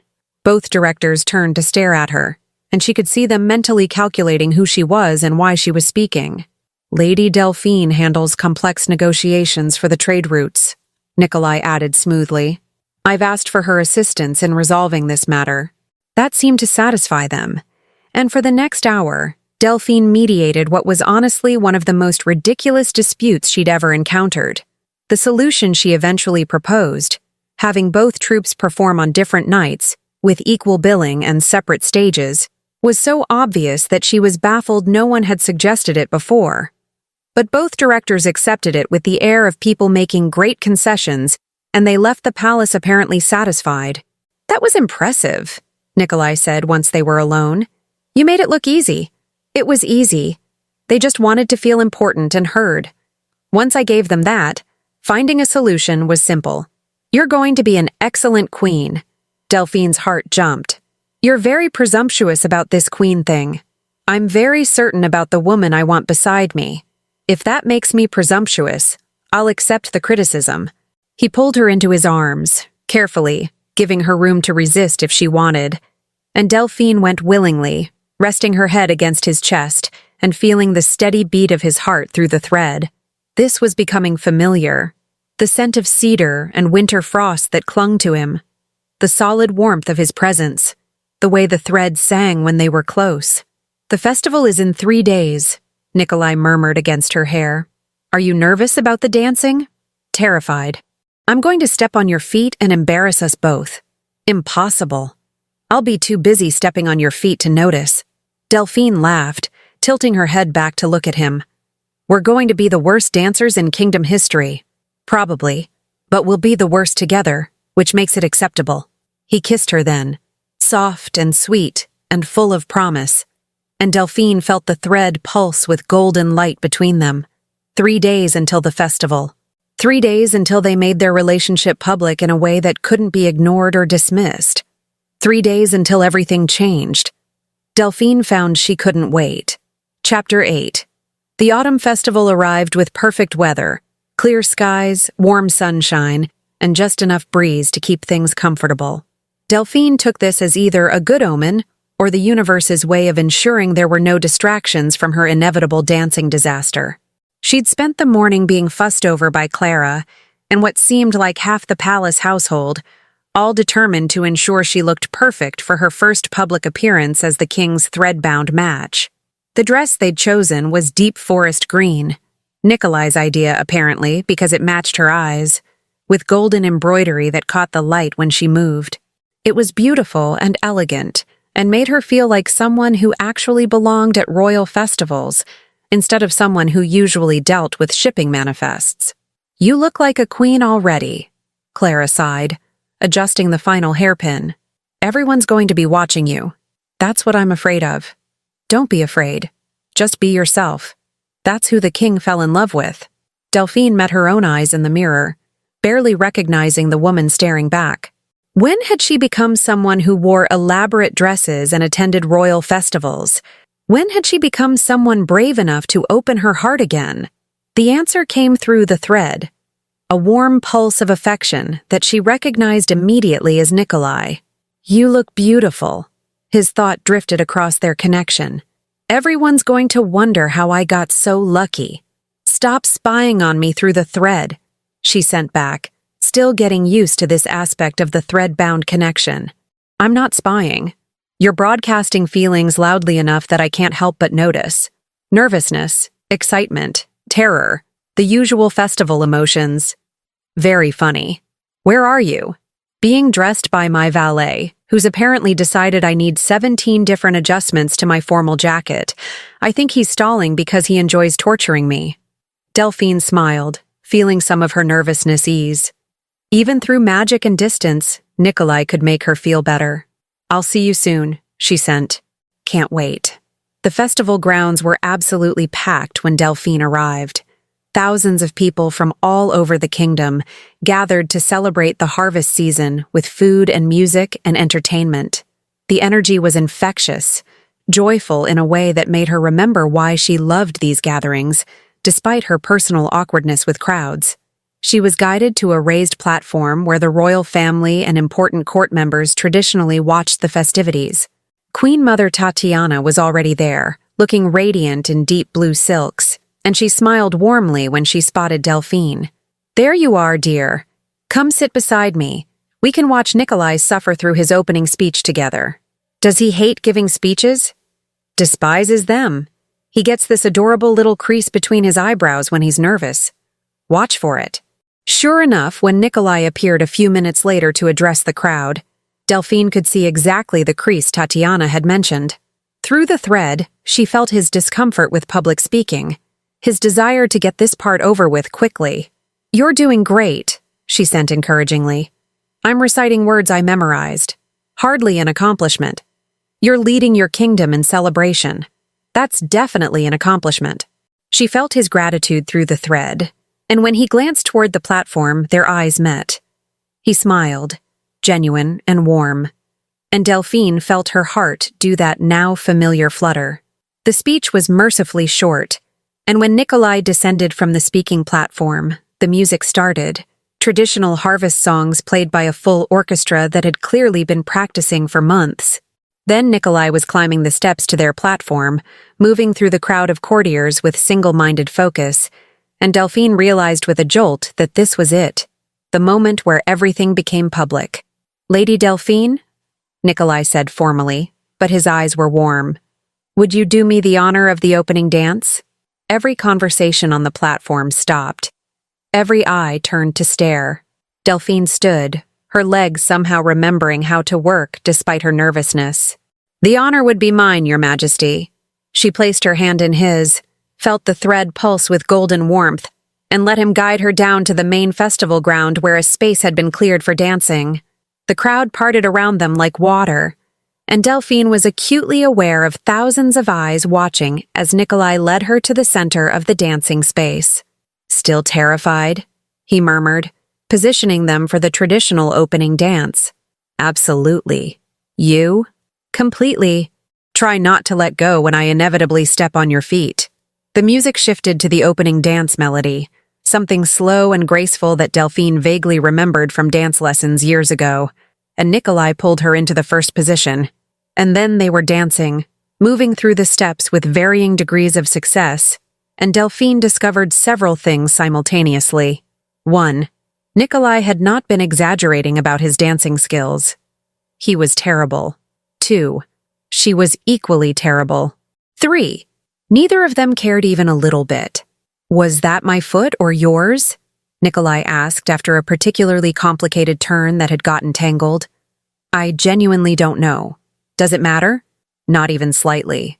They laughed, right there in the middle of the dance floor with everyone watching, and Delphine felt something shift. This wasn't about performing perfection or meeting expectations. This was just them. Two people stumbling through a dance and enjoying every imperfect moment. Through the thread, she felt Nikolai's joy matching her own, amplifying it until she thought she might burst from sheer happiness. "I love you," she said impulsively, quietly enough that only he could hear over the music. Nikolai's steps faltered for just a moment, his eyes widening. "What?" "I love you. I know it's fast and maybe I shouldn't say it in the middle of a festival with thousands of people watching, but I do. I love you." The smile that broke across his face was like sunrise. "I love you too. Have loved you for weeks. Was trying to wait for the right moment to say it. But apparently, you're braver than me." Apparently. He spun her then.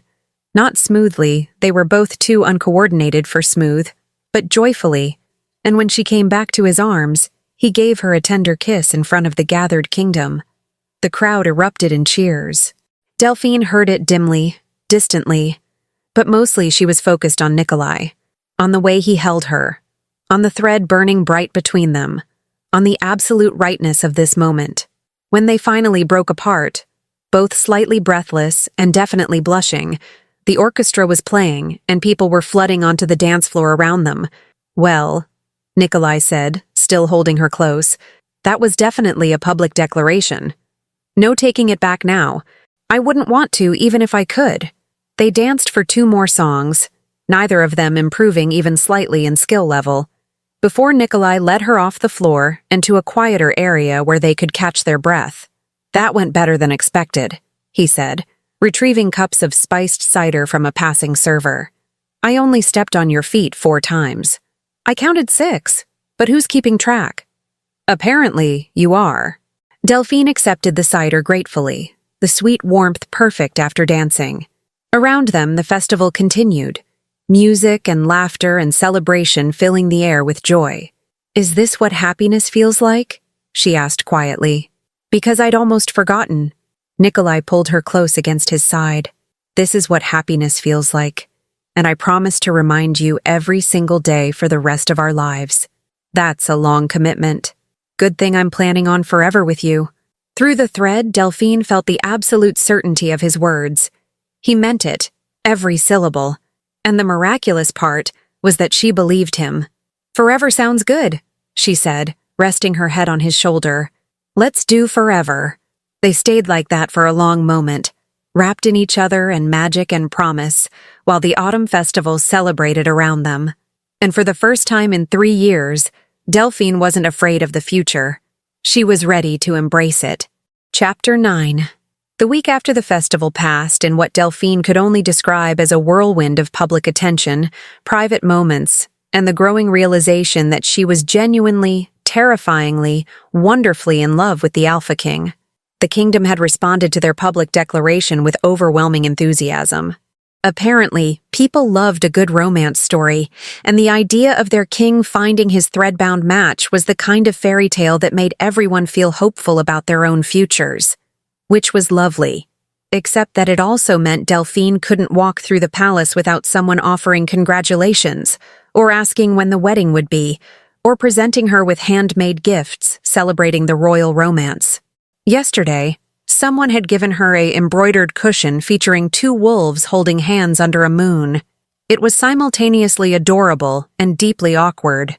"I have 17 marriage proposals to review," Nikolai announced during their lunch, spreading documents across the table with the air of someone contemplating arson. 17 different noble families suggesting potential matches for various cousins or second sons, all suddenly very interested in strengthening ties to the throne now that I'm clearly capable of making romantic decisions. Wait, they're still trying to match you with people? We literally declared our love in front of the entire kingdom. Apparently, some people think that's not sufficiently official. Lady Marguerite cornered me this morning and suggested that perhaps I should consider all my options before making any permanent commitments. Nikolai looked genuinely baffled. I tried to explain that the Threadbound law doesn't really allow for shopping around, but she seemed to think magic was less important than strategic alliances. Delphine couldn't help but laugh at his expression, somewhere between confused and offended. "What did you tell her?" "That I appreciated her concern, but my heart and my thread had already made their choice. And unless she wanted to argue with ancient magic, she should probably accept that you and I are endgame." He grinned.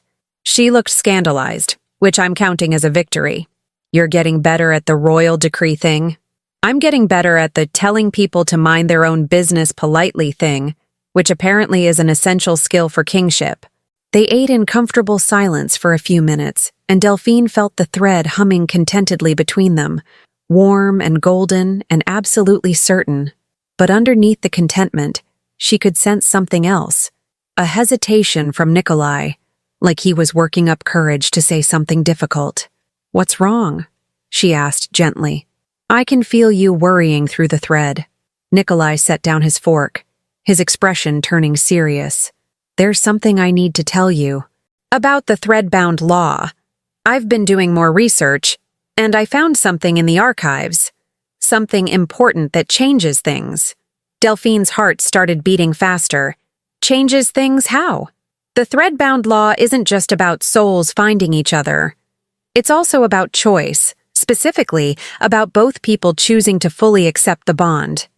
If either person refuses or holds back out of fear, the thread can't complete itself. It stays partial, incomplete, and eventually it fades. Fades? You mean we could lose the connection? If we don't both fully commit, yes.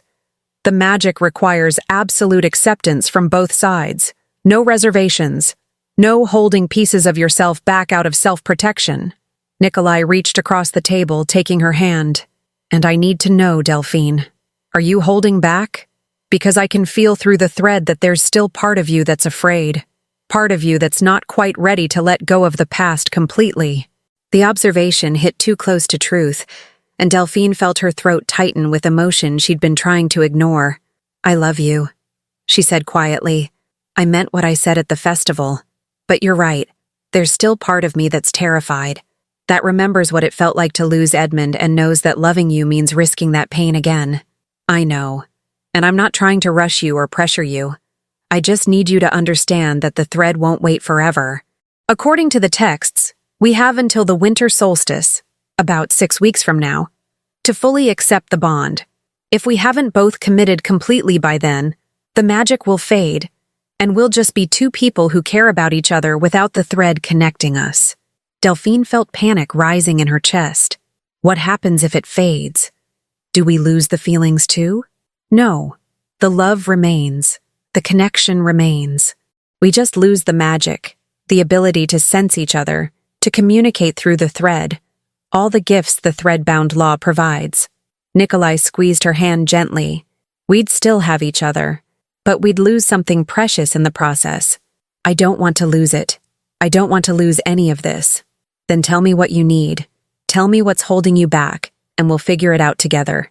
Delphine took a shaky breath, trying to organize thoughts that felt too big and complicated for words. When Edmund died, I thought I died too. For months, I couldn't imagine existing without him. And when I finally started functioning again, I promised myself I'd never be that vulnerable again. Never need someone so much that losing them would destroy me. And now you're falling in love with me. And that promise is breaking, Nikolai said gently. Yes, and it terrifies me. Because what if something happens to you? What if I open myself completely and then lose you anyway? I don't know if I could survive that twice. Nikolai stood, coming around the table to kneel beside her chair so they were at eye level. I can't promise I'll live forever. None of us can. But I can promise that whatever time we have together will be worth the risk. That loving each other fully is better than holding back out of fear. How can you be so certain? Because my parents taught me. My father died suddenly, and my mother grieved deeply. Still grieves, in quiet moments. But she told me once that she'd rather have had 25 years of complete happiness with him than 50 years of holding back to protect herself from potential pain. Nikolai cupped Delphine's face in his hands, thumbs brushing away tears she hadn't realized were falling.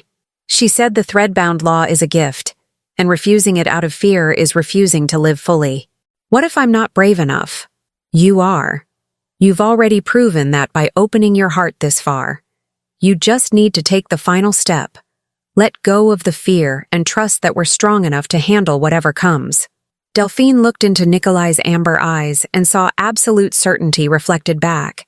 Through the thread she felt his love, steady and unwavering and completely committed. He'd already taken the leap. He was just waiting for her to jump with him. I need time, she whispered. Not long. Just enough to make peace with the past properly. To say goodbye to the fear. Take all the time you need. I'll be here waiting. Nikolai kissed her forehead softly. But Delphine, don't wait too long.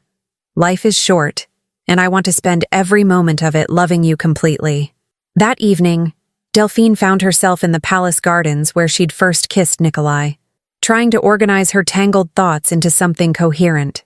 She sat on the bench where they'd shared so many conversations, wrapped in a cloak against the autumn chill, and let herself remember Edmund properly. She thought about their wedding day, simple and joyful, surrounded by friends. Thought about the way he used to sing off-key while working on trade negotiations, claiming it helped him think.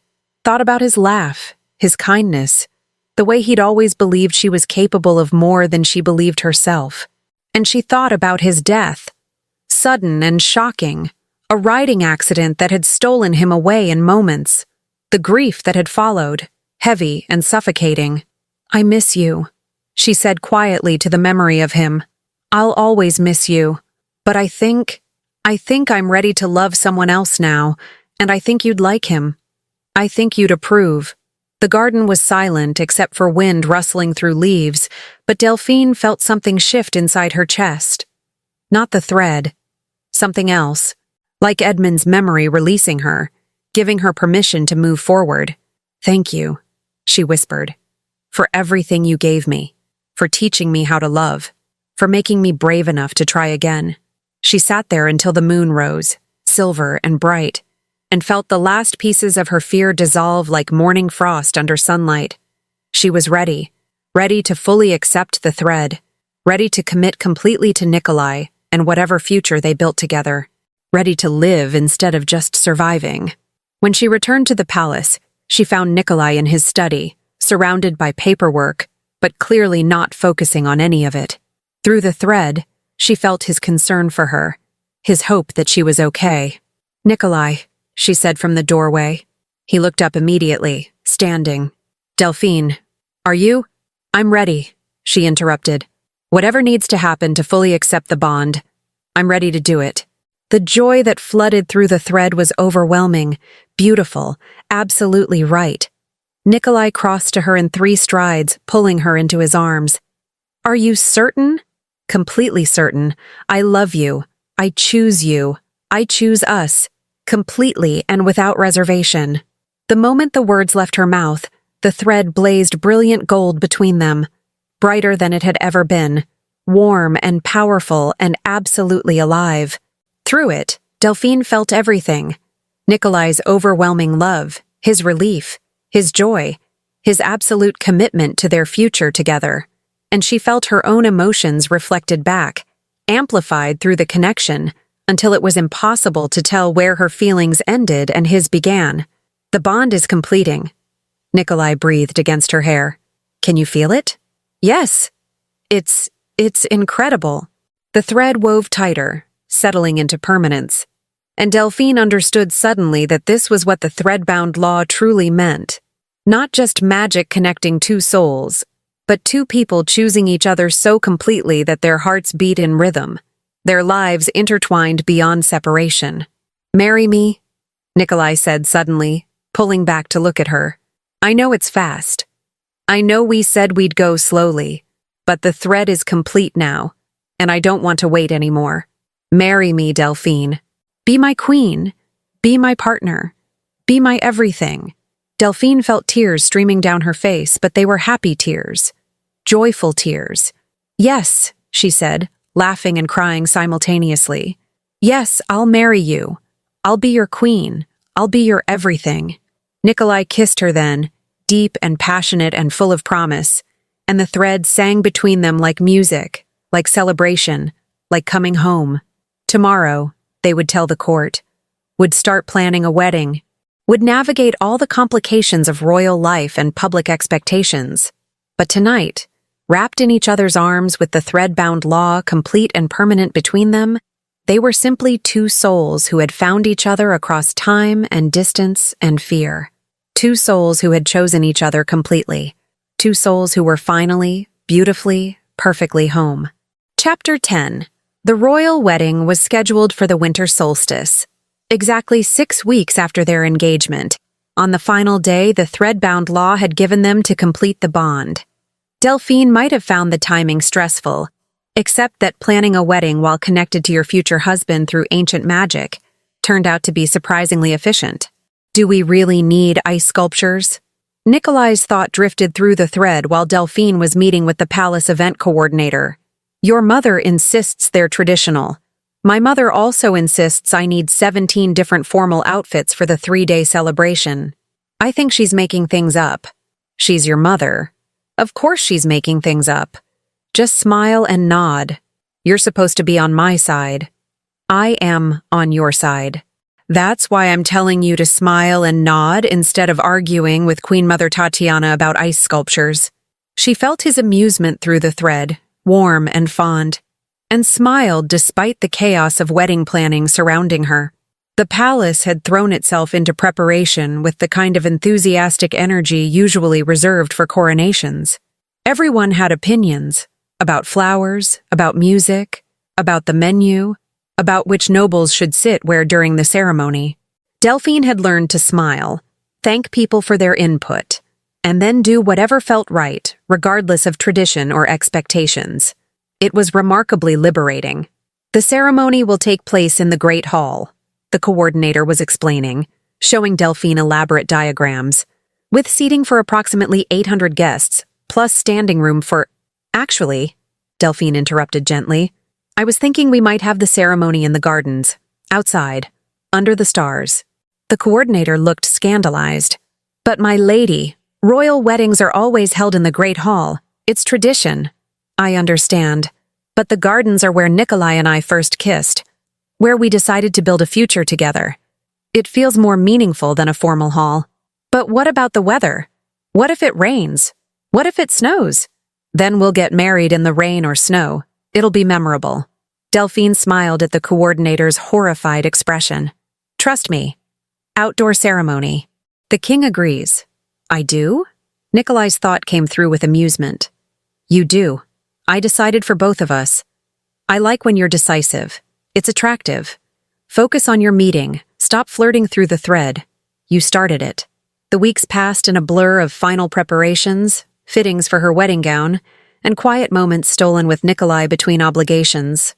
The thread had settled into something constant and beautiful, a permanent awareness of each other that made everything feel less overwhelming. When Delphine was stressed about seating arrangements, she could feel Nikolai's calm reassurance. When Nikolai was frustrated with endless ceremonial requirements, he could feel her humor and support. They balanced each other perfectly. 3 days before the wedding, Delphine's wedding gown arrived. A masterpiece of ivory silk and gold embroidery that made her feel like someone from a fairy tale. Clara cried when she saw it. Queen Mother Tatiana declared it perfect. And when Nikolai accidentally caught a glimpse of her in it through an open door, his thoughts through the thread were so overwhelmingly loving that Delphine blushed for an hour afterward. 2 days before the wedding, the noble families began arriving. Distant relatives and important dignitaries from across the kingdom and beyond, all eager to witness the thread-bound king marry his chosen match. 1 day before the wedding, Delphine stood in the gardens where the ceremony would take place and tried to believe this was real. Tomorrow she would marry Nikolai, would become queen, would bind her life to his completely and irrevocably. And she wasn't afraid. Not anymore. Cold feet? Queen Mother Tatiana's voice came from behind her, and Delphine turned to find the older woman approaching with a knowing smile. Warm feet, actually. Surprisingly warm. I thought I'd be terrified, but I'm just happy. That's how I felt the night before I married Nikolai's father. Everyone kept asking if I was nervous, and I kept thinking, why would I be nervous about marrying my favorite person? Tatiana linked her arm through Delphine's, and they walked slowly through the garden together. The thread-bound law is a gift, Delphine. Not everyone gets it. Not everyone is brave enough to accept it when it comes, but those who do, we get something precious, something worth protecting. Did you ever regret it, after the king died? Not once. Not even in my darkest grief. Tatiana's voice was firm. I had 25 years of absolute happiness with the man I loved. 25 years of partnership and laughter and building something beautiful together. Would I have liked more time? Of course. But I wouldn't trade those years for anything. And I don't regret a single moment of loving him completely. I'm starting to understand that. Edmund and I didn't have the thread, but we had something real. And even though losing him hurt, I don't regret loving him. And I won't regret loving Nikolai, no matter what the future holds. Good. That's exactly the right attitude. Tatiana squeezed her arm affectionately. Now get some rest. Tomorrow is going to be long and beautiful and absolutely exhausting. You'll need your strength for smiling at 800 people while promising to love my son forever. Only 800? I thought it was more. I may have edited the guest list without telling the coordinator. Some people just invite themselves to royal weddings, And I decided you didn't need the stress of feeding people you've never met. Delphine laughed, impulsively hugging the Queen Mother. Thank you. For everything. For accepting me. For supporting us. My dear girl, you make my son happier than I've ever seen him. Of course I accept you. Now go. Rest. And try not to communicate with Nikolai through the thread all night. You both need actual sleep. Did you hear that? Delphine sent to Nikolai as she made her way back to her chambers. My mother telling us not to talk through the thread? Yes. I heard through your ears because apparently the bond is strong enough now that I can occasionally share senses. That's slightly terrifying. That's extremely useful. I'll always know if you're in danger. Or if I'm eating dessert you want to steal. Also that. Definitely that. Delphine smiled, settled into her bed, and tried to follow Tatiana's advice about sleeping. She failed entirely, too excited about tomorrow to manage more than an hour of restless dozing. Can't sleep either? Nikolai's thought drifted across around midnight. Too much thinking. Same. Want to meet me in the tower? One last conversation before everything changes tomorrow? Everything already changed. Tomorrow just makes it official. True. But I'd still like to see you. She found him in the observatory tower where he'd first told her about the Threadbound law, standing at the windows and looking out over the sleeping kingdom. Hi, she said softly. Hi.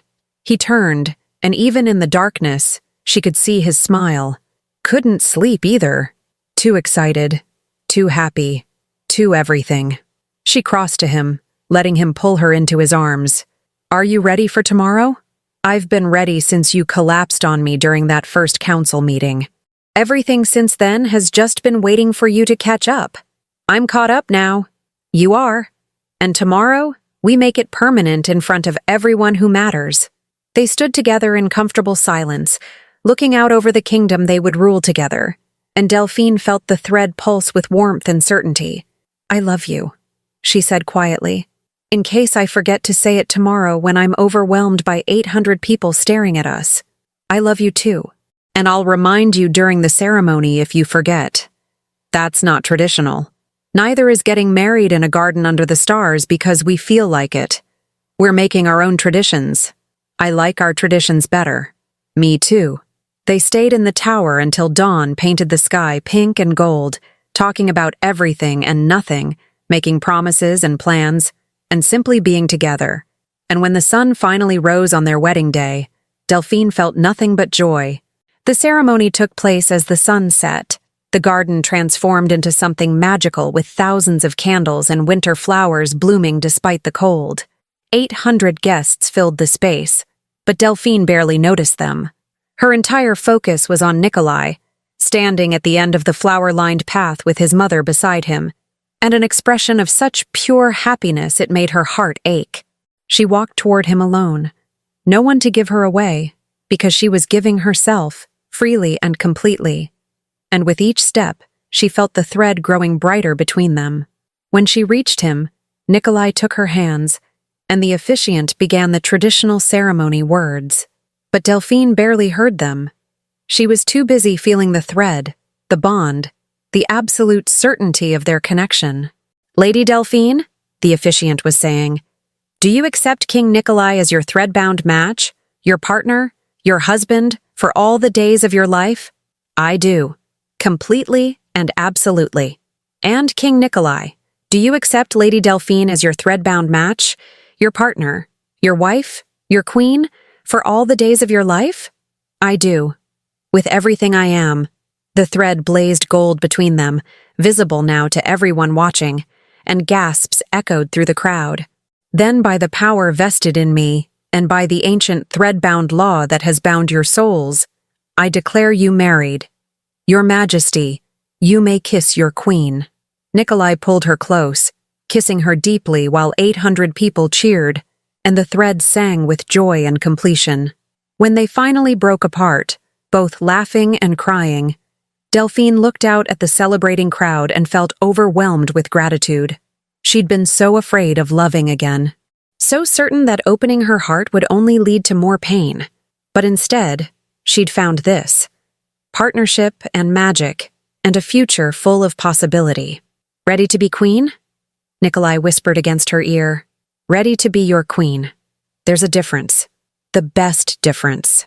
They walked back down the aisle together, hand in hand, thread shining gold between them, and Delphine knew with absolute certainty this was where she belonged. This was her home. Not the palace or the crown or the title. Him. Them. This connection that had brought two lonely souls together and given them a chance at forever. And she would spend the rest of her life grateful for every moment of it. Epilogue. 5 years later, Delphine stood in the same garden where she'd married Nikolai and watched their daughter chase butterflies with the single-minded determination of a 3-year-old on a mission. Mama, look, I almost caught one. I see, sweetheart. You're very fast. Through the thread, she felt Nikolai's amusement from inside the palace where he was supposedly working on agricultural reports, but was actually watching them through the window. She gets the determination from you, he sent. She gets the stubborn refusal to give up from you, Delphine countered. Fair point. Queen Mother Tatiana emerged from the palace, carrying what looked suspiciously like cookies meant for spoiling grandchildren. There's my darling girl. Come see what grandmother brought.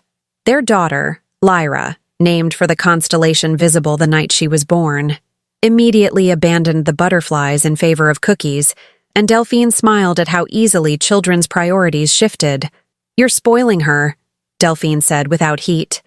That's what grandmothers are for. Besides, she's the crown princess. Spoiling is basically required. Tatiana settled on the garden bench, pulling Lyra into her lap. How are you feeling, dear? The second one giving you trouble yet?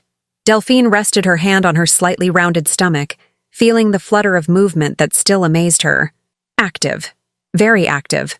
I think this one is going to be a handful. Just like their father, then. I heard that, Nikolai sent through the thread. You were meant to, both Delphine and Tatiana thought simultaneously, and they grinned at each other. The thread had only grown stronger over the years, adding new dimensions as their love deepened, as they built a life together, as they learned to rule as partners rather than king and consort. Delphine had found her place in the role of queen, bringing her negotiation skills and genuine compassion to everything she did. The kingdom had embraced her completely, and she'd embraced them in return. Mama, when will the baby come? Lyra asked around a mouthful of cookie. Not for a few more months, sweetheart. You have to be patient. I'm not good at patient. I've noticed. Nikolai emerged from the palace, abandoning all pretense of working, and scooped Lyra up despite her squealing protests. How's my favorite troublemaker? I'm not trouble, I'm perfect. Perfectly troublesome, just like your mother. I beg your pardon, Delphine said with mock offense. I am dignified and regal. You walked into a fountain at a formal ball last month. That fountain was poorly placed. It had been in the same spot for 200 years. Then it was due for relocation. Lyra giggled at their banter, and through the thread, Delphine felt Nikolai's overwhelming love for her, for their daughter, for the life they'd built together. 5 years ago, she'd been terrified of opening her heart again. Now, she couldn't imagine anything else. I love you, she sent through the thread. I love you too. Forever and always. Forever and always, she agreed. And surrounded by family and magic and laughter, with the golden thread binding her to her threadbound match, Delphine knew that some promises were worth the risk, some loves were worth the fear, and some souls were meant to find each other, no matter how long it took or how much courage was required to say yes to destiny.